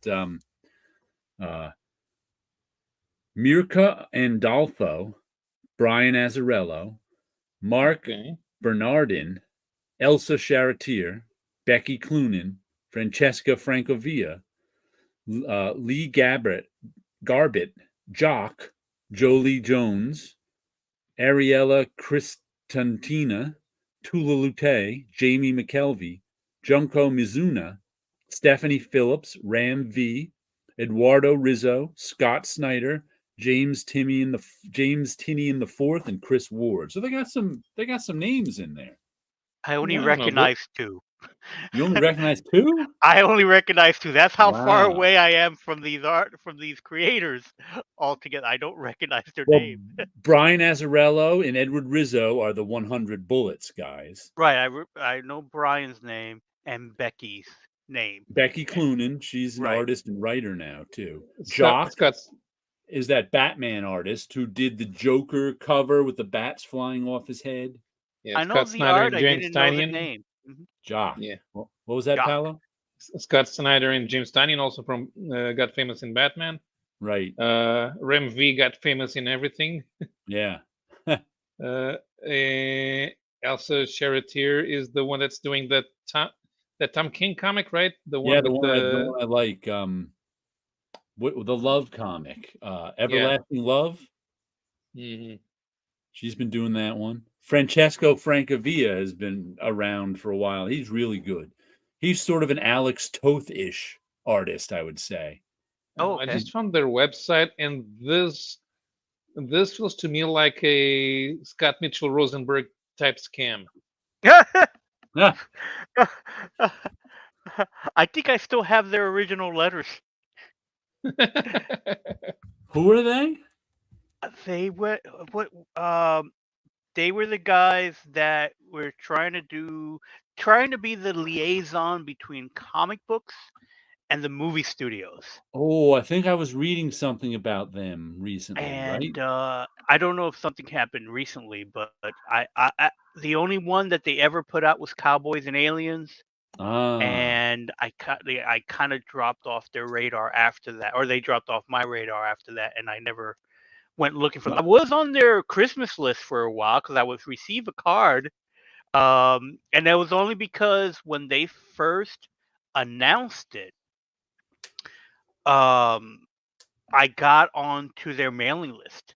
This is very early internet stuff, and I think it was Scott that was at Marvel.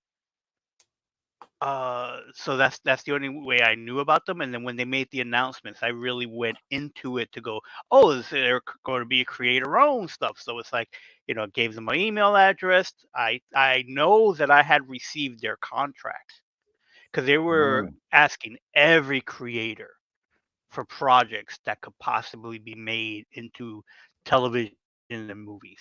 right. But other than Cowboys versus Aliens, I don't think they ever really produced any comic books They that I needed can grist recall. for the mill. Okay, so the art that these guys are producing looks pretty Distillery? good. Distillery. What was that? So the art from the series they've announced looks pretty good. Yeah. These guys, oh yeah, these guys used to work for Kickstarter or something. The guys who founded the company. Yeah, Ah. and they're Distillery Media. I remember there were some solid comics in here, so. The Devil's Cut is your introduction to Distillery, featuring 11 unfiltered stories from the most fearless creators, including, and then there's all their names. Fearless creators.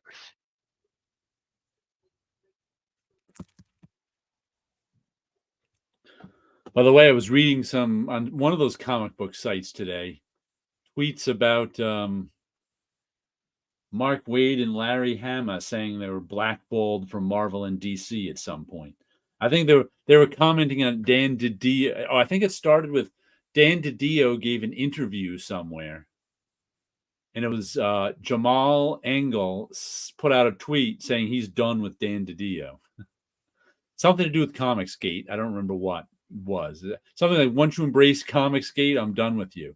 And then Larry Hama joined in saying Dan DiDio blacklisted me from DC. And Mark Waid said, yeah, he did that to me too. Then DiDio went on John Del Rose's podcast. Is that what it was?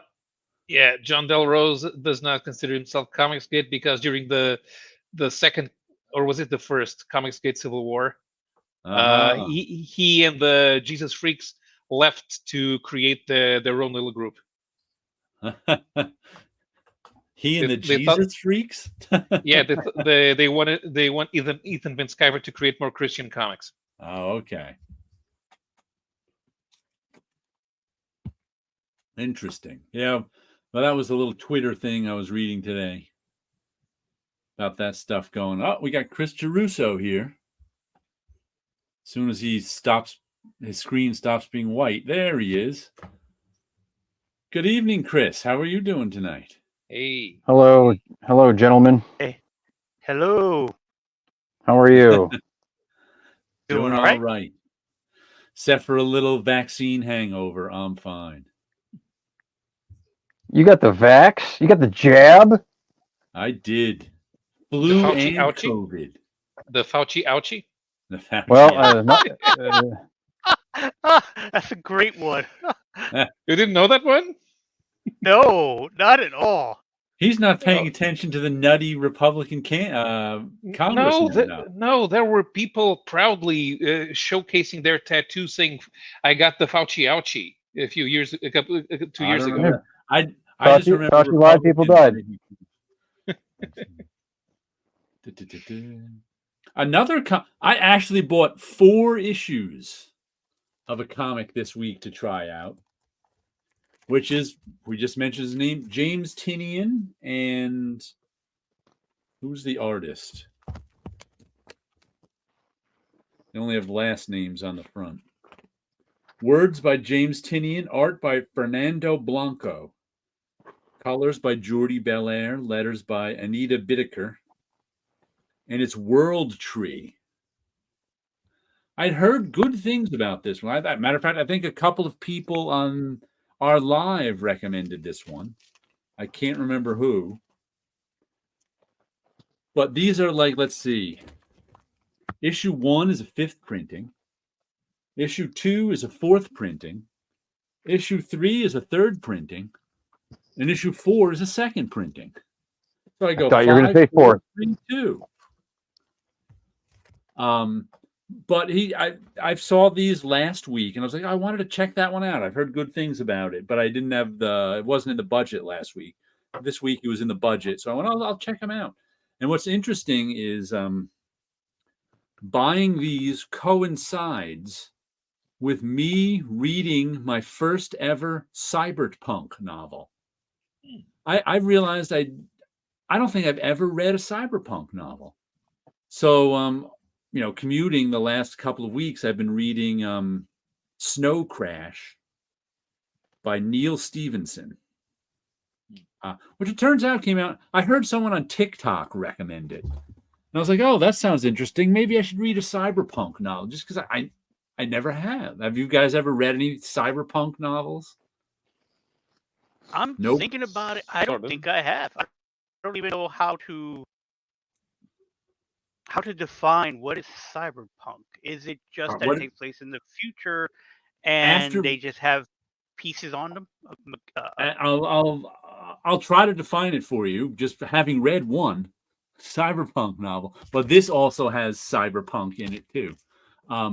Like Snow Crash it's kind of sci-fi-ish, but it's also like about the equipment, and it's about like this novel was written in 1992. I couldn't even tell it was written. I didn't know it was written in 1992 when I was reading it, and I probably couldn't tell it was reading in 1990. It was written then, except for there were some like references to people's fathers being in World War II. And I went, how old is this book that their fathers were in World War II? But it's like the one lead character is a hacker. Of course, cyberpunk novel. I'm told that's what they're about. And the world is sort of like it. See, I don't want to call it dystopian because it's really not. It's kind of sort of like our world, except more fragmented. The actual United States of America still exists, but it's a smaller thing. And different parts of the country are run by different like corporations and entities. Like the mafia is one of the lead sort of corporations.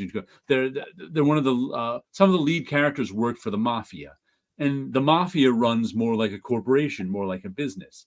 And then there's like this Pentecostal church that got really big. It runs a lot of things. So there's all these different factions kind of running different things in the world. And it's also all about how you can enter this virtual reality. So whenever you want, as long as you've got a terminal, and poor people can't do it, you put on these goggles and you enter this virtual reality, which is I forget what they call it, the metaverse. So you can just spend time in the metaverse, and explains how you can do things. And the hacker wrote some of the original code for the metaverse. And then the other lead character is this 15-year-old girl who's a courier. She delivers packages. So she's a messenger, but she rides this kind of high-tech skateboard. And of course, that becomes one of the main features of the book. Is this they describe how this high-tech skateboard works, which doesn't really have wheels. It has like legs, like plastic legs that can conform to the surfaces it's on. And she has this thing, which sort of reminded me of, like, the supervillain, the Constrictor. Imagine if he had magnets on the end of his constriction thing. So these messengers, they attach on to passing cars with these long cables with magnets, and the cars like pull them along to where if they want to go faster, they grab a car. It's called pooning, P-O-O-N. They poon onto a car and go, and the cars don't like it sometimes, and this and that, and it's all about them stumbling onto this plot that has to do with hacking. It has to do with hacking people's minds. The main theme of the book is we have our ability to understand languages. And where does that come from? In this book, like when you're a baby, we have, like, in our lizard brain, sort of the ability to learn languages, but that's like our complete unconscious. Then when we learn an actual language, that writes itself over the rest of our brain. But this sort of lizard brain ability to learn languages that is subconscious is still there sometimes. And it has to do with ancient Sumerians and this stuff. But anyway, this guy found out some ancient texts. He found a way to hack into people's brains. So they would show you a bitmapped card, and actually there are two ways it worked. It worked on hackers, but if you show them this card, it's like, and it's complete. You have no control over it. The information enters through your eyes into your brain, and it takes over your lizard brain. And then the other way, that, like, this religious guy found, and this other way is they give you this shot of something that it works like a virus. It passes from person to person, but it's really just like code in your brain, and it turns them sort of pliable so they can accept this guy's religion and become his followers. So they stumble onto this whole thing, and you get all this stuff you get all the technical stuff with the skateboards and the weapons, and this villain guy who uses glass spears a molecule wide to kill people, and there's all this stuff, which brings us to World Tree. World Tree is a cyberpunk. I don't know if it's cyberpunk, because I think you got to kind of be a young punk to be cyberpunk. In this one, it's in the far-flung future of 2024. Ooh. Imagine. Why would you set it in 2024? That just seems funny to me. In 2023, I just said in 2034. Yeah, it just seems strange. But what happens? It starts with this one guy's younger brother.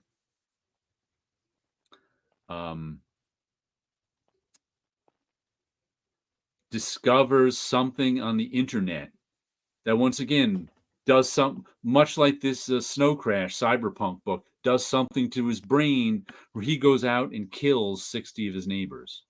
And he does it also he shows them this card, which sort of makes them freak out for a few minutes because it's overriding their brain. The code on the card goes right in through their eyes and overrides their brain. And then he just stabs them.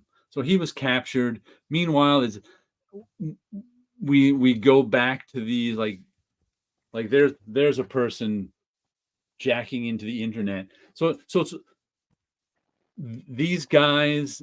Then we get a flash. Well, it's not a flashback. These guys are probably all in their 40s now, and in their late teens or 20s, one of them, they're all hackers, discovered something that ran under the internet. It was code that no one knew was there. they called it the undernet or something like that. I forget what they called it. It wasn't even the dark web because no one was. And they're like, "What is this?" So he made this, 25 years ago. He made this World Tree message board for them where they could explore it, and that's where they found out this code was sort of malevolent and wanted to kill people or something like that. And so they eventually stopped it from getting out, and then went their separate ways. They were also messed up by it. And now it's 25 years later, and that code is loose. And there's weird things going on. It's really well done. But it's like, I understand it a lot more having just read Snow Crash. Yeah. There's a lot of it in 2099. I mean, they have in Marvel 2099. They also had people going online and having internet avatars of themselves. Right. And there's also other types of technology that are insidious.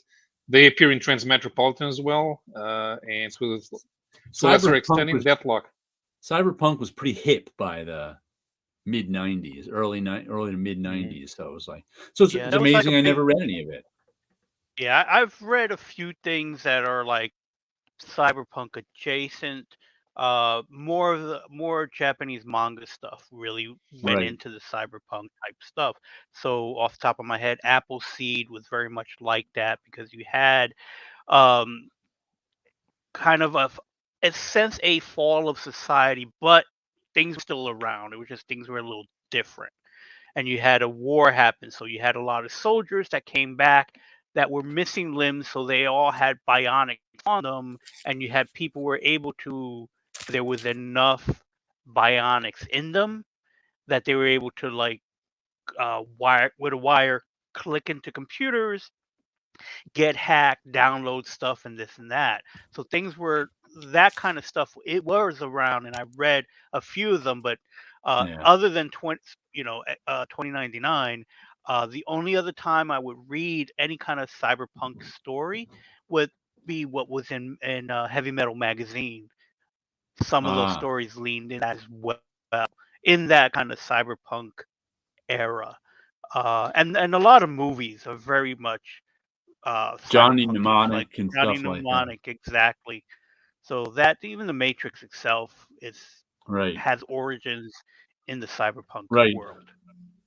A lot of that takes the trappings of cyberpunk and tells a story about it. I do remember once I tried to read, what was it, Neuromancer by Gibson. I got about 10 pages into it and put it down. That I didn't read. I don't know. Yeah, that was like the original cyberpunk novel. Was it? William Gibson, is it? Neuromancer, I think it is. That's like the early 80s. Yep. Maybe I'll try to go back and read that sometime. But my friend Rob, who's a big reader and big sci-fi reader, couldn't get through that one either. So he gave it to me. And I'm like, I'll give it a try. I was like 10 pages in. I'm like, ooh, I don't know what's going on in this book. And would Blade Runner be considered cyberpunk? No. No? Yes. That's more sci-fi, I'd say. No, that's cyberpunk. Okay. Do Androids Dream of Electric Sheep is cyberpunk. It's the original book, yeah. What's up? We had some alcohol. How are y'all? Good evening, Sequential Geek. Well, I do understand you. I don't have any alcohol at home either. Yeah, Snow Crash is a good book. I'm glad I read it. Yup, World Tree got me hooked too. Tinian wants us to believe this is happening right now, and it's too late to stop it. Yeah, World Tree, good stuff. Neuromancer. Yeah, the metaphors Gibson used were very cool. I'm going to have to give that another read. Disregard of Hesper. What is Chris working on? No, I haven't asked. I saw him working there and was going to ask him. What are you working on, Chris? Just a sketch for a friend of mine. Here's what it looks like at the moment. A digital sketch? Yeah. Well, it's artwork specifically for his brand. Okay. As a toy guy on YouTube. What's his YouTube channel? I'm not sure I should say yet. Oh, has it not been launched? Well, I, If it exists, you can probably say. I'll need to talk to him first and then get back to All right. you. People Look, with hey man, YouTube channels don't you want people to know they exist? That's just wrong. I'm not sure it's ready. I'm not sure it's ready to exist yet. Okay. Master of Destruction and the actual book Cyberpunk were good early books about hackers. Cyberpunk Lobster? Is that what you're working on? Yeah. Well, that is. I mean, I think Officer Clawsome is definitely cyberpunk for sure. It's cyberpunk for kids. Like if you're into cyberpunk and you have kids, I mean, there's nothing better than Officer Clawsome. Officer There you go. Clawson. Existing is an assumption on YouTube. Well, hold on. Who was just watching with their daughter? SBPT. Sketchbot. Get Officer Clawsome for your daughter. We should get These old there's a publisher- Jedis recommend them. There's a publisher who would be ideal for your book, Chris. For Officer Clawsome? Yeah, in Portugal we have one that's ideal to publish your book. They have a few children's comics, which is do something you work rare for them? nowadays. No, but I do know who does. Okay, I mean, if I can't really do anything unless I know somebody there that I can put directly in touch with my publisher. Otherwise, they're going to be like, "Yeah, just shut up and draw." So So you get a name for them, let them know. Yeah, if you got a name or a contact or something, then yeah, please fire it my way. I'll ask the person I'll see if I can reach out to the person in charge. I don't know her very well, but I think she'd be interested. One criticism I have of World Tree is really at my taste. It's not really a criticism. It's more of an. I realize sometimes I realize I'm doing something like this is well done, but it's not really my taste.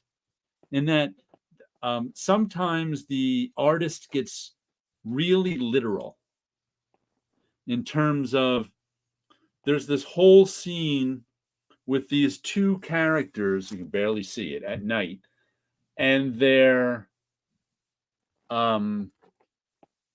got cans of gasoline that they're putting all around the house because they're going to burn the house down, and they're having this whole conversation.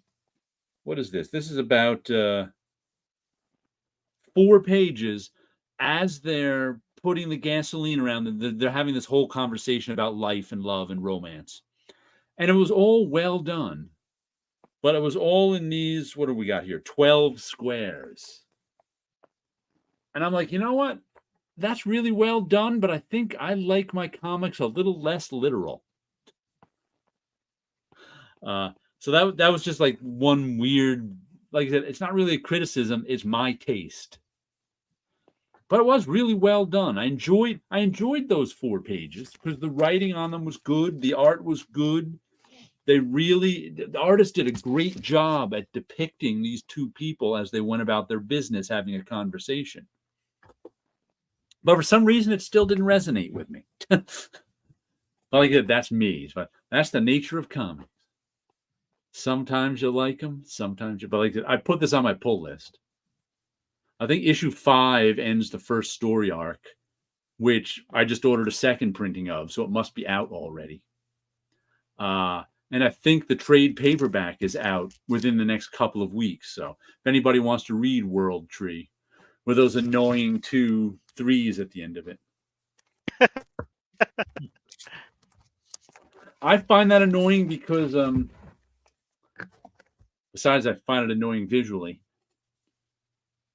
Do you find yourself sometimes typing on your phone or my iPad, whichever the case may be? And Apple has that thing where if you run your finger up the letter, it makes a number. So you don't have to change screens. You just have to it's always on the E. 2. If you're on the E and instead of pressing it, you like press the top of the E or move your thumb up a little, it makes a 3. Well, it does that all the time to me when I don't want it to. So it's like all of a sudden I look at what I'm typing and I've got 3 3s right in the. It's always T3, no, TH3. That's where it especially shows up in my thes. And I'm like, how does this phone with all its autocorrect not know that I want the and not TH3? TH3 is no, and threes will appear in the middle of my words wherever there's an E. And I'm like, if there's some my phone has decided every time I type in "and," it's like, oh no, you probably mean A space D. Exactly. I'm like, no, why are you taking the N out? Well, you didn't want the N in there, right? No, I did. Like, I absolutely did. It's like that seems to be the most basic autocorrect thing that they can get. Nobody wants threes in the middle of their word. They want E's. If it's a word and there's a choice between 3 and E, they want E. But because of that, you want E. The kids want the 3 because those 3s come from video games. That's why kids love World Tree. Yep, that's why the O is actually 0. A 0? Yep. And that's all from video games. That's just video game shortcut typing.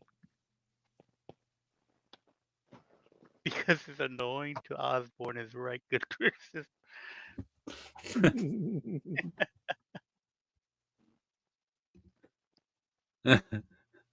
It's not really criticism, but I'm always right. That's just me. Annoying Osborne is right. Good criticism. I remember having an argument with Jared in the past about opinions being right or wrong. I don't remember, but I've had many argument with Chris. Because I was like, I was talking about like, well, an opinion and a fact are not the same thing. No, they're not. And I was like, a fact is like a provable or disprovable statement. Right. And an opinion is like, it can be right or wrong. It's about their taste. It's about somebody's taste. Like, not necessarily. In my opinion, can be, see, when you go to a doctor to ask his opinion, yeah, you have something wrong with your arm. You go to a doctor. No, to ask his opinion. No, why would I pay that? Why would I pay that much for a doctor just for an opinion? I want my doctor to provide a solution. Yes, but his opinion is his solution is his opinion. I'm just saying, it's not. When the doctors are wrong all the time in their opinion. That's why they say get a second opinion. That's why it's called the second opinion. That's because they're missing information, which you, as the patient, were unable to provide to his satisfaction. I'm just saying there are opinions that can be right, or opinions can be right or wrong. So if you need if you need to go to a doctor to get a second opinion, you failed as a patient. You failed as a patient. Opinions can be right or wrong. They're not necessarily. They're not. You're right. A fact is right or wrong. An opinion can be right or it can be wrong. A fact is right.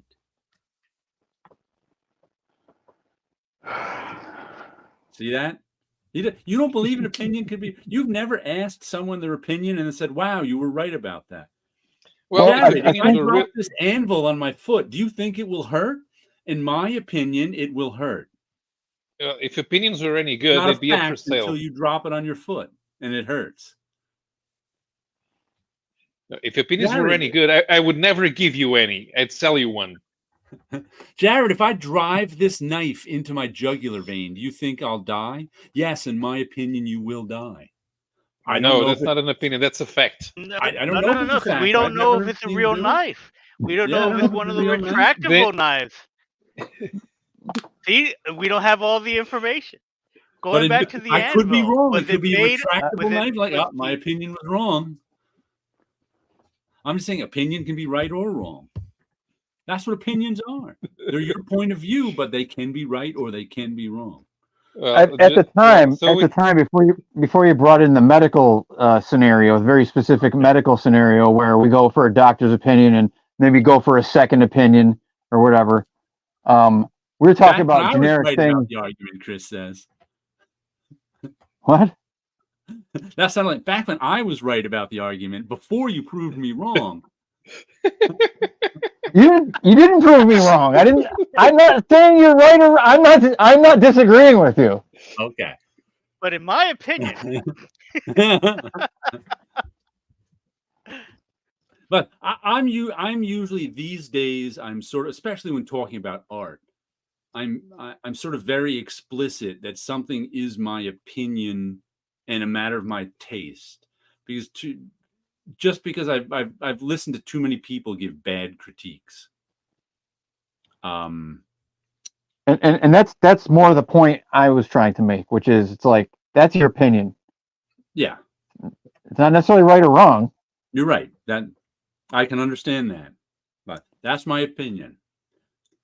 But I was you've grown in 25 years. My taste. That's it. Oh snap! I told my mom's doctor office manager they're so dismissive here. They're so cruel. No wonder there's so many active shooters here, and they called the cops. I was like, opinion. Oh man, threatening them with active shooters. Just happened last month. The doctor here sucks so hard.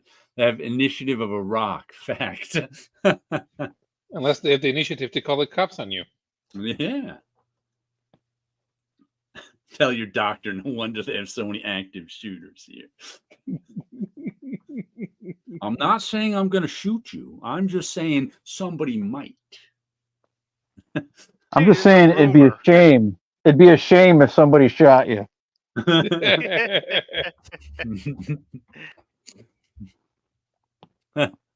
Cops were very nice, very cool. Probably not the first doctor's office they've been called to. Can't go to the doctors in Cleveland.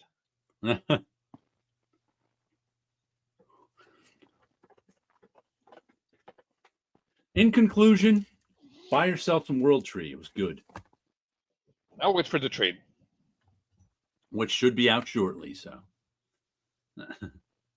after I'm done with Once and Future and the Department of Truth, I'll be able to buy that one.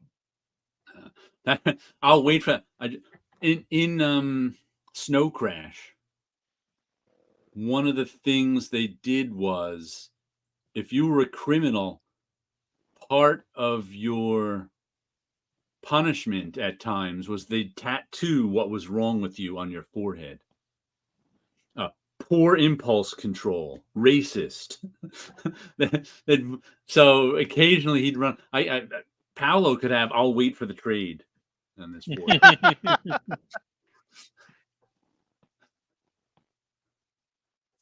Well, that's not poor impulse control. No, but it was just let us know right away. That's all. If anything, that's the perfect example of impulse control. The patience to wait. LOL. Comic book collector. You don't have to go get them, Chris, but do you have any Shogun Warriors, Chris? Oh, the toys. No, I don't. No. We know Wilson has the comics. I was a little too young for that. A little before his time, and they're giants too. But those are definitely 70s. The Shogun Warriors made an appearance on an episode of Young Rock, the series about young Dwayne "The Rock" Johnson growing up on NBC. It was 3 seasons. Wow, I've never even heard of that. And there was like one episode where his dad made some kind of good business deal, and they had like a lot of money, so Christmas was good, and he's walking out of the store with a couple of Shogun Warriors. My neighbor had young as a boy, Young Rock has got the Shogun Warriors. I just remember there were very few points of articulation on them, but they could raise their arms and like fire their fist or fire missiles off their fist or something like that. Yep. The Godzilla one had a flicking tongue. It didn't come out. It had a flicking tongue. He, for some reason, had a firing fist. and that was about it for Godzilla. And then the robots themselves, almost all of them had the firing fist. So when you're trying to find them in flea markets, they're almost always missing one of the limbs. Ah, back in the days when toys could have large missiles shoot off them. Now they're dangerous. Yes, these were way before firing Boba Fett. That's for sure.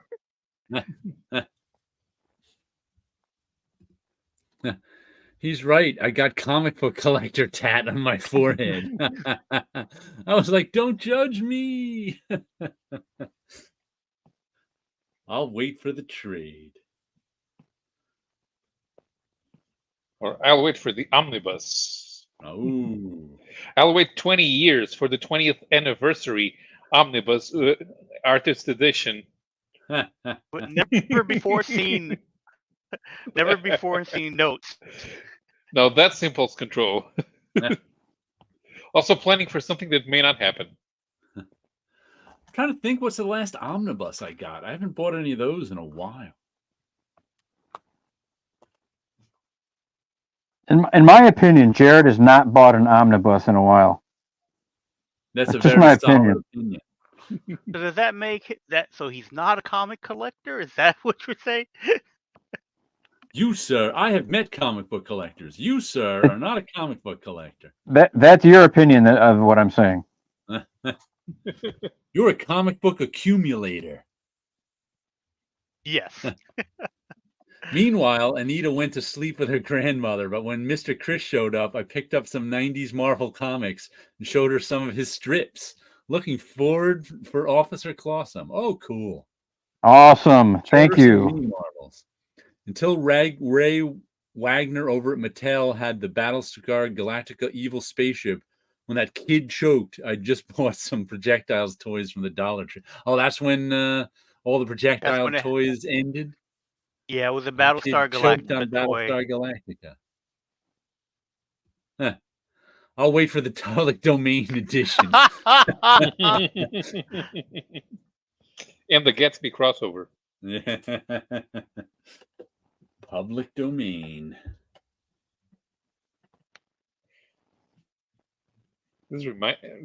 This planning for something that may not exist reminds me of something that I read about the vocalist from the band Yellow. He said he did something like he said something like at 3 p.m. on the day so and so, I will stand here, and on the day so and so many years later, he went and stood there. I'm not sure if they photographed it. Huh. Let's see. Yellow. The guy's Dieter Meyer. Yeah. Walt Simonson made a video for IDW this week announcing his FF Artist Edition. Ooh. Wheezy is just in the hospital right now with. Yeah, I saw He's that. okay, but what? I think she had an irregular heartbeat. That was it. Just saw that on Facebook. Here it is. As a conceptual artist, he has been keeping himself busy with many art exhibitions. He began his career as a performance artist in the late 1960s. Wow. In 1972, as part of Documenta 5, Meyer installed a commemorative plaque at the railway station in Kassel, Germany, which read, "On March 23rd, 1994, from 3 to 4 p.m., Dieter Meyer will stand on this plaque." He honored the promise 22 years later. Wow.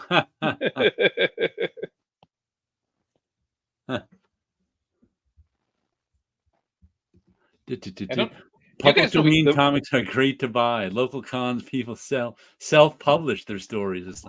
Oh, okay. But do you know the band Yellow in the U.S.? The band Yellow? No. I know the trucking company Yellow, but not the band. Okay, so the Yellow were sort of an electronic band from the late 70s and the early 80s, but their only song that got known was this mostly instrumental "The Race," which is something like that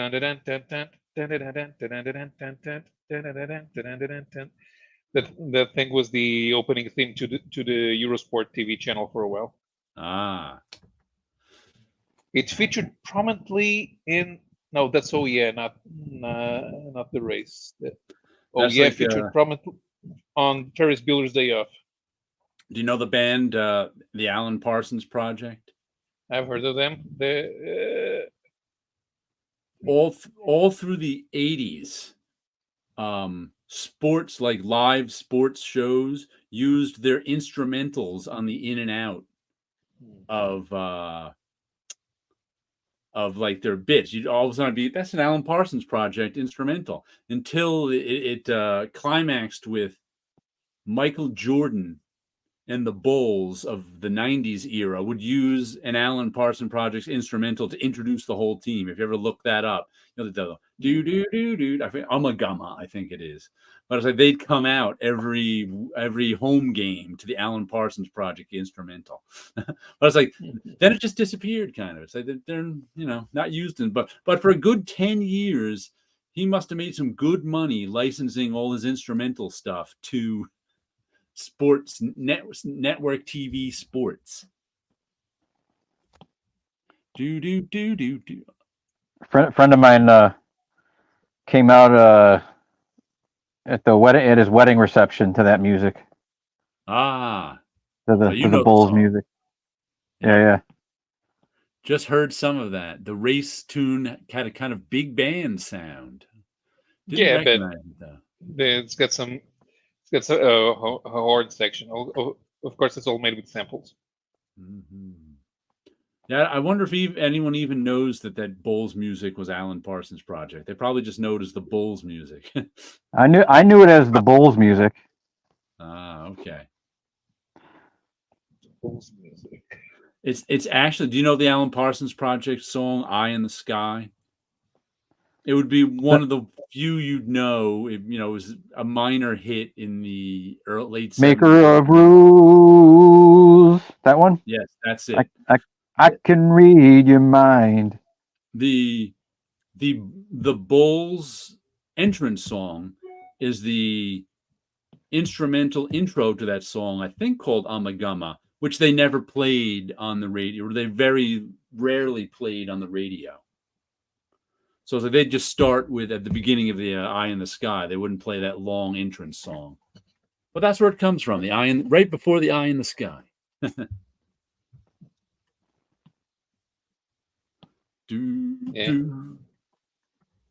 Yeah, just listen to the Bulls song. Yeah, okay. Chicago Bulls. Oh, by the way, Chris didn't get to see my.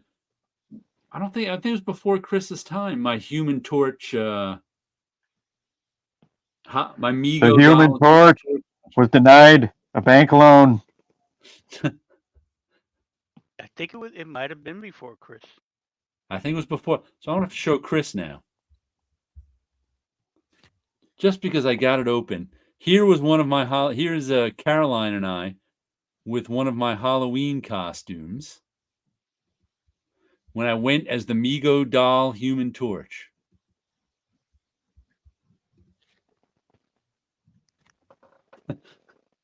$1990. I'd have to look up the year. 2, 3. Wow. 4. Look at you two. Young kids. Did you get a lot of candy? 20. Do you have Mego dolls there, or is that before your time too? Migos is before my time too, so I don't have Migos. Art Baltazar has a giant collection of Migos. Yeah, I've never met Art Baltazar. In my opinion, he has a giant collection, so it's not fact. In my opinion, it's a giant collection. Oh, it's a fact that he has a collection. Okay, it's a giant collection. Giant being relative. Was that a Mego Superman there, Wilson? It was. This is a replica one, but yes. Yeah. We're okay with replicas. I got them in my comment. Hold on. It's a facsimile. Is it a facsimile or a replica? This is a replica. No. This is definitely a replica. The indicia is, Chris. You were here before. The indicia says facsimile, but the UPC says replica edition. I don't know which it is. Oh man, Vampirella #1. it's impossible to label it a fact. I don't know which it is. Well, the Grid Comics database says that you should always guide yourself by the indicia. There you go. But the UPC is what guides your wallet. So, what does your wallet say?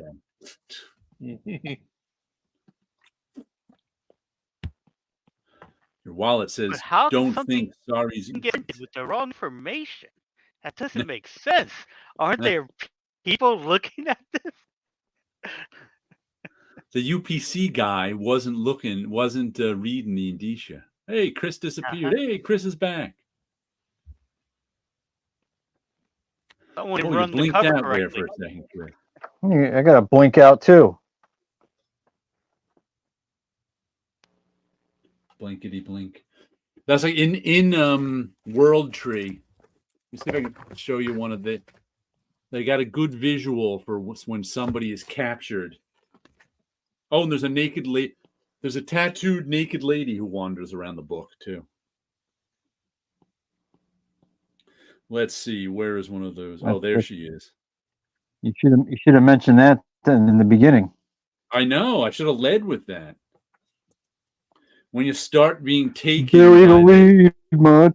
digital world, you get sort of these digital artifacts around you.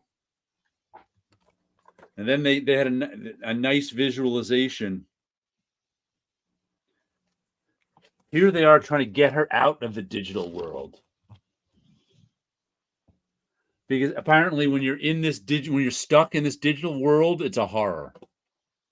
So what they were trying to do, because this woman had just got captured by it, so they're like, I think we can get her out. And they're like, what do you mean? Her friend's like, what do you mean you think you can get her out? They're like, we did this stuff when we were 19. We had no idea what we were doing. But they show you a lot of good images on virtual reality goggles, and it draws you out of the horror section. As long as it's not a reprint. I'm painting a facsimile of Wilson's sky tonight. It's a fact. Now that's style. You make Chris Evans in the Fantastic. You look like Chris Evans in the Fantastic Four movie. Yeah. No, he doesn't. He looks like a '90s guy with a mullet. You have no idea. You people have no idea what mullets are or aren't. I don't care. I always get a buzz. What is a mullet in your opinion? The people's haircut. You big city snobs will never understand it. Never. Big city snobs. Yeah, show us your redneck accent, Jared. Yeehaw. Hold on. I'm trying to find that page where Paulo and I were discussing. There we go. How much do you really know about baseball? When you buy some Tom McCann shoes, free with your next pair of Tom McCanns, this big action photo of Bobby Feller, autographed in genuine facsimile. No, you had to go to Buster Brown to get the comics. McCann and I hack. Autographed in genuine facsimile. Yeah, genuine facsimile. Genuine facsimile. That's beautiful. That's not a mullet. Listen, there's no reason to say to anyone there's not a mullet. They'll just insist it is. That's when you shout, the mullet is the people's haircut. You big city snobs will never understand it. Trust me, that works better than that is not a mullet. Mullet is like the only name of the hair of a men's haircut that anybody knows. So they'll insist anything is it. So don't even I refuse to have somebody who lives in the New York metropolitan area claim I'm a big city snob. Their big city snobs will never understand it. You got to say that person thinks their shit don't stink, like a proud hater from the country. My city only has 95,000 people. That's it. That's like White Plains. White Plains is bigger than 95,000. Well, we are part of a larger metropolitan area that does have 3.5 million people. Mm-hmm. But the capital city, the capital city itself, only has 300,000 people living in it, but 1 million working. Yeah. Mm-hmm. Everybody goes there to work. Patrick Swayze's mullet, that's an instant ladies magnet. Yeah.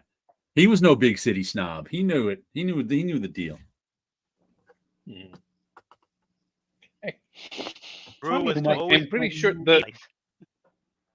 I'm pretty sure the first time I saw Patrick Swayze, it wasn't in a movie. It was in the North and South miniseries. Oh yeah, I've never seen that, but I know my sisters used to like that one.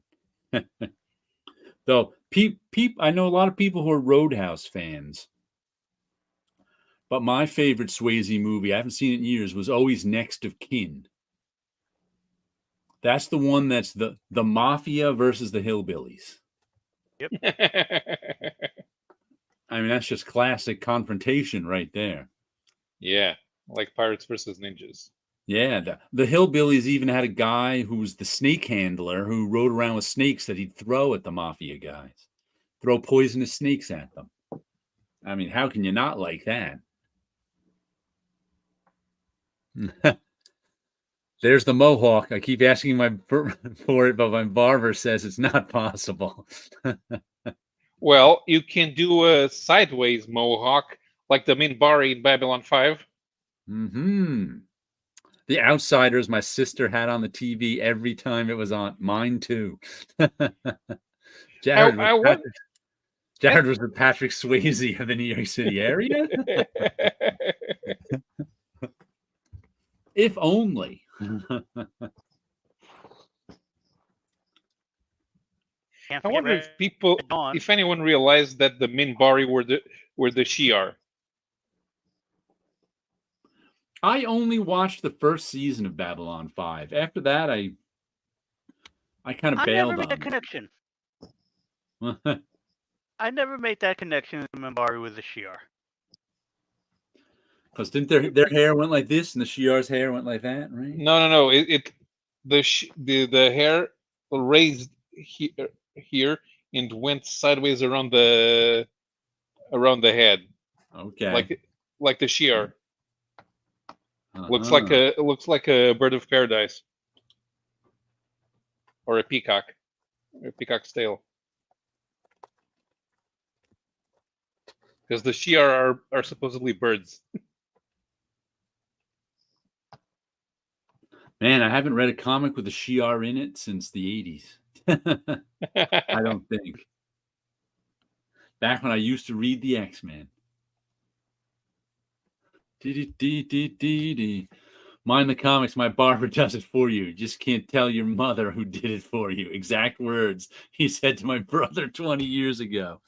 Your barber will give you a mohawk. You can't tell your mother who gave it to you. In those days, I used to cut my own hair. These days, I just don't bother. There's no point. I get a buzz cut so that I have 6 whole weeks of never having to comb my hair. Buzz cut? That's no buzz cut. I know Chris Giruso. He's got a buzz cut. You're a long-haired hippie compared to him. Right. Well, as soon as I have to start putting hair behind the ear, that's when I start saying, man, I'm starting to look like a hippie. Jeff Healy always played here. My first backstage event was with him.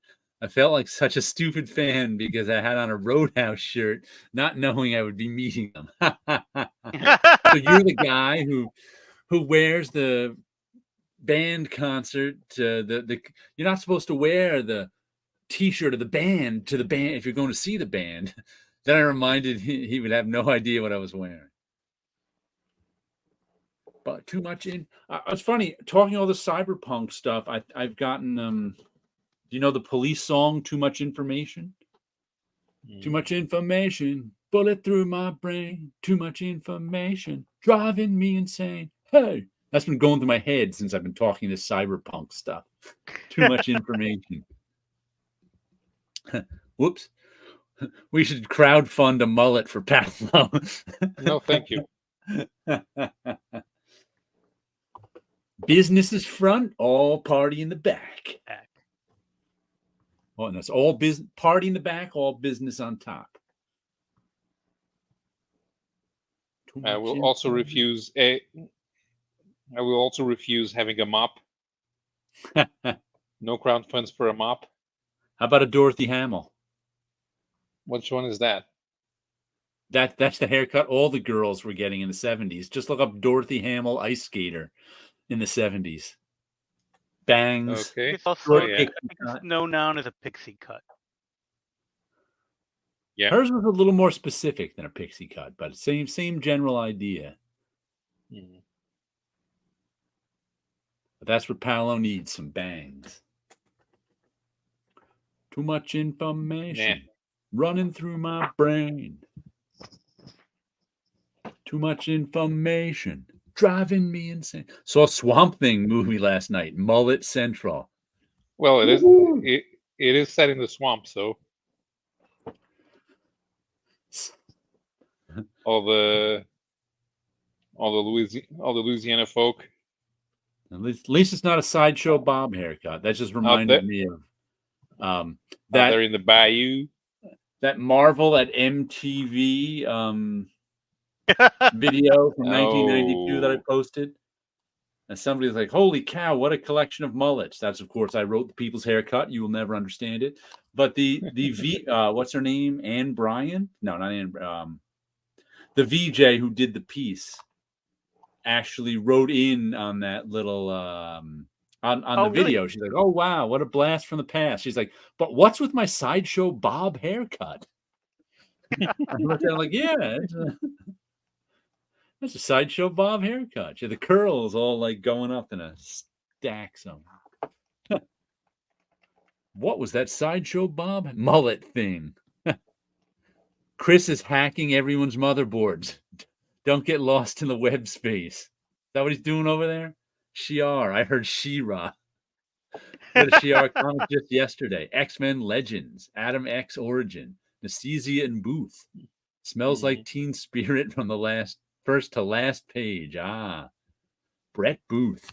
The guy I said who's been working in comics for 30 years, but doesn't really have a lot of fans as far as I know. I just never hear anyone mention Brett Booth. Yeah. Brett Booth is the Jim Lee understudy. But it's like, he's been working in comics for so long. He should be like, an elder statesman of superhero comics by now. And he did get some nice jobs with DC after the New 52. I don't know what he's been working on since then. But yeah, he should be more high profile than he is. He's just not. I don't know why. I don't know why. Yeah, neither is Jim Calafiore. Yeah. And the European mullet was seen on French kids on the late 80s, but it finished in a thin braid. That is the rat tail. Yeah. Yep. That was when you had a thin braid come down the back of your... I had the angelfish, which was the top was buzzed, except for one piece right here that came down into my nose. So the top was buzzed, and I had one piece that went down here. Yeah, and then everybody would run so far away.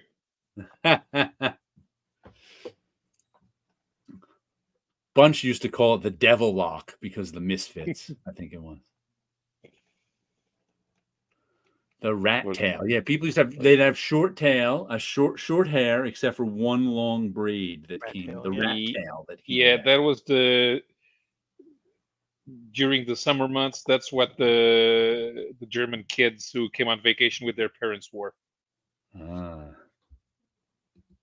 Yes, mullets became common in Germany. I always wondered if it was originated there. It was originated with dudes who couldn't commit to long hair. So they could put it back into the ponytail and make it look like they had short hair when they wanted to. Mm-hmm. That's why the mullet existed. the mullet went out of style when Superman started wearing one. It never went out of style. It's still out there, ruling the world. You just don't notice it. Yeah, at all the trucker stops. You can buy your trucker hat with a built-in long hair in it. I actually believe that. Yeah, they exist. I've seen them now, especially around Halloween. Right, it had fit in the work requirements for grooming. Exactly. Oof. Yeah. So, but yeah, the mullet was for the people, and the rich preppies wore ponytails. Too much information putting through my brain. Let's see. Did I look at all my comics? Let's make sure I did. I only got 4, plus all those world trees. Yeah, I got two facsimile editions, replica editions, whatever they are. They're not and a second printing. What is a second printing of a facsimile replica edition? Oh, a reprint. It's a reprint of the facsimile. But next week you have to bring back the Detective Comics so that we can take a look at the Boy Commandos without Kirby. All right. I will read it and bring it back next week. Just remind me. Yeah. I'll and have I it checked. within So arm's distance. that was 140. In 153, Boy Commandos is replaced by Roy Raymond, TV detective. TV? Did he only investigate crimes involving TVs? Somebody stole that TV. Somebody And stole I'll that track TV's down remote. who did, like, Ace Ventura, Pet Detective. Who knows? Yup, the ponytails was a weird phenomenon, but also the mullet was worn by a lot of goth rock bands like Susie and the Banshees. The Crow had a mullet. But that's the mullet's a very specific haircut. Like I said, if Chris wants to hear my definition of a mullet, it's party in the back, all business in front. Comedian Theo Vaughn rocks the mullet, and he's like the only person I know with a modern mullet. Like if the top of your hair has long hair on it, even if it's not as long as the back, it's because the whole point of the mullet was, like I said, to pass what did you just call it here? To pass work requirements for grooming. That was the whole point of the mullet. The guy had to appear to have a short haircut, even though, he had a long ponytail on the back. That was the whole point of the mullet. If you grow the top out all long and spiky and punk rock it, that's not a mullet. If you're putting Elmer's glue or mousse in your hair to stick it straight up, you're not passing the grooming standards. Rip, Read, and Slab today. We could end with a Rip, Read, and Slab. I think I got a few still in the pipeline. Jared, did you finish any art since your pickup video? I don't think so. I finished one other Dreams of Things, and I finished I didn't finish it. I finished the back of my coat finally last weekend. Now I got to do the eyes on the front. There was a hockey player type that was common, but then the neo-punks did up their hair like that, so it didn't quite look like said mullet. Yeah. Let me see if let me open. And then there was the skullet when bald guys let it grow in the back. Oh yeah. Or I'll give you your choice. 1946, 1961, or 1992? 61. 1961? All right. Our theme? Chris, tiebreaker. What? What did Wilson say? He said 46. I said 46. He said 61. Chris, what do you say? About what? What year do you want the Rip, Read, and Slab? 46, 61, or 92? 92. Damn it! Well, who does that agree with? Nobody. You each picked a Nobody. different year. There were 3 choices. You each picked what you won.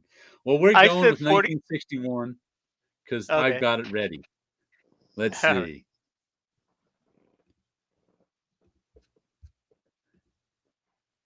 And it's Dell Comics, 1961. Ooh. Oh, who was expecting that? No We one. got The New Adventures of Sherlock Holmes, number 1245. That must be that crazy Dell numbering. Phantom Planet, 1234. And Bat Masterson, number 9. Oh, I guess I have those 2 titles switched. That crazy Dell numbering, because each one didn't really have a number on it. They had some job number. Mhm. Read Sherlock Holmes, slab Phantom Planet, rip Bat Masterson. Oh, you're ripping up that nice Bat Masterson's face? Yes. I want to read Phantom Planet. Something about it's like I gotta read that. Sherlock Holmes, I could slab it, and I'm gonna rip Masterson. Oh, another Masterson rip. Yep. Yeah, I'm ripping Masterson. All those were boring. Sorry. Hey, if you don't want to play the game, you don't want to play the game. But you know, I'd rather. At the moment, I'd feel more inclined to read the Phantom Planet. It looks like a space adventure. So slab Sherlock. let's see. And I would replace. Sherlock feels like it's a more of a pretentious book anyway, and therefore it would escalate in value. So intellectual. Read Bat Planet Rip Holmes Dolphin Holmes. So Sherlock Holmes will be a dolphin. Bat Masters is asking for some flamingos right on his shoulder, hanging out. Yeah, exactly. Yeah. The dolphin would fit on the Sherlock Holmes cover. He could even be hanging out with the flamingos in the water and outer space. No, I want that cane. I will dolphin the spaceship. And yes, the flamingos do go on Bat Masterson. I would dolphin whatever that thing is at the bottom of the Phantom Planet. I don't know if that's supposed to be a creature or something, but I want to replace that with the dolphin. Looks like a person with their arm raised for some reason. I think so, yeah. And I want the that cane, flamingos, that spacesuit, and that ship. I would have the flamingos behind Bat Masterson, Uh-huh. peering over his shoulder. All right. I am going to rip Bat Masterson. I'm with you. Slab Sherlock Holmes, because I'm a Sherlock Holmes fan, and read The Phantom Planet. And let's see. I'm gonna put the flamingos on the ship. They'll be watching them from this boat. And I'm gonna change the handle on his cane to a dolphin handle. It'll be like a dolphin curved dolphin leaping out of the water. Cane handle. Be very fashionable. You guys will really be jealous of it then. It would be even better if Bat Masterson had a mullet. Slab Holmes, read Masterson, rip Phantom Planet, dead flamingos floating around on Phantom Planet, dolphin Bat Masterson. No, the flamingos aren't dead. They're going to die. They're surprised that they're going to die. I bet that spacesuit can go underwater. Flamingos are watchers. No treasure out in space. Who's Bat Masterson? I'm too young for this knowledge. It was a 1950s TV show? I believe so. I Western. think the actor's name might be written next to his ear there, but I don't remember who it was. But I'm pretty sure it was a 1950s TV show. I was slab Masterson. I don't know why. Read Phantom and rip Sherlock. Because you like his smiling face. And you could show it, to Paulo. The actor looks nothing like the real Bat Masterson. Okay, I'm here walking it is. down the block with that cane at night. Yeah. I want that dolphin cane. Exactly. The That was title before character. Maverick. The title character was played by Gene Barry, and the half-hour black and white series ran on NBC from 1958 to 1961. Ah. So it was still running when this comic came out. Mm-hmm. Gene Barry. What else did you do, Gene Barry? Gene Barry, born Eugene Class, obviously. Mm-hmm. Okay, The Atomic City, The War of the Worlds, Girls of Pleasure Island. Now that one looks interesting. Soldier of Fortune, Purple Mask, Houston Story. So it looks like a lot of B movies. Television credits. Our Miss Brooks. 2 episodes of Alfred Hitchcock Presents. And another of the Alfred Hitchcock Hour. Burke's A lot of Law. stuff. Columbo. Pat Masterson was in the Longbow Hunters? I only remember Green Arrow. 1 episode of Charlie's Angels. 1 of the Perry Mason TV movies. One episode of One episode of The Love Boat. But then again, everybody who was on TV at the time was on The Love Boat. Pat Masterson was busted for abusing women and being a racist, so he lost his job. Yeah, that's it.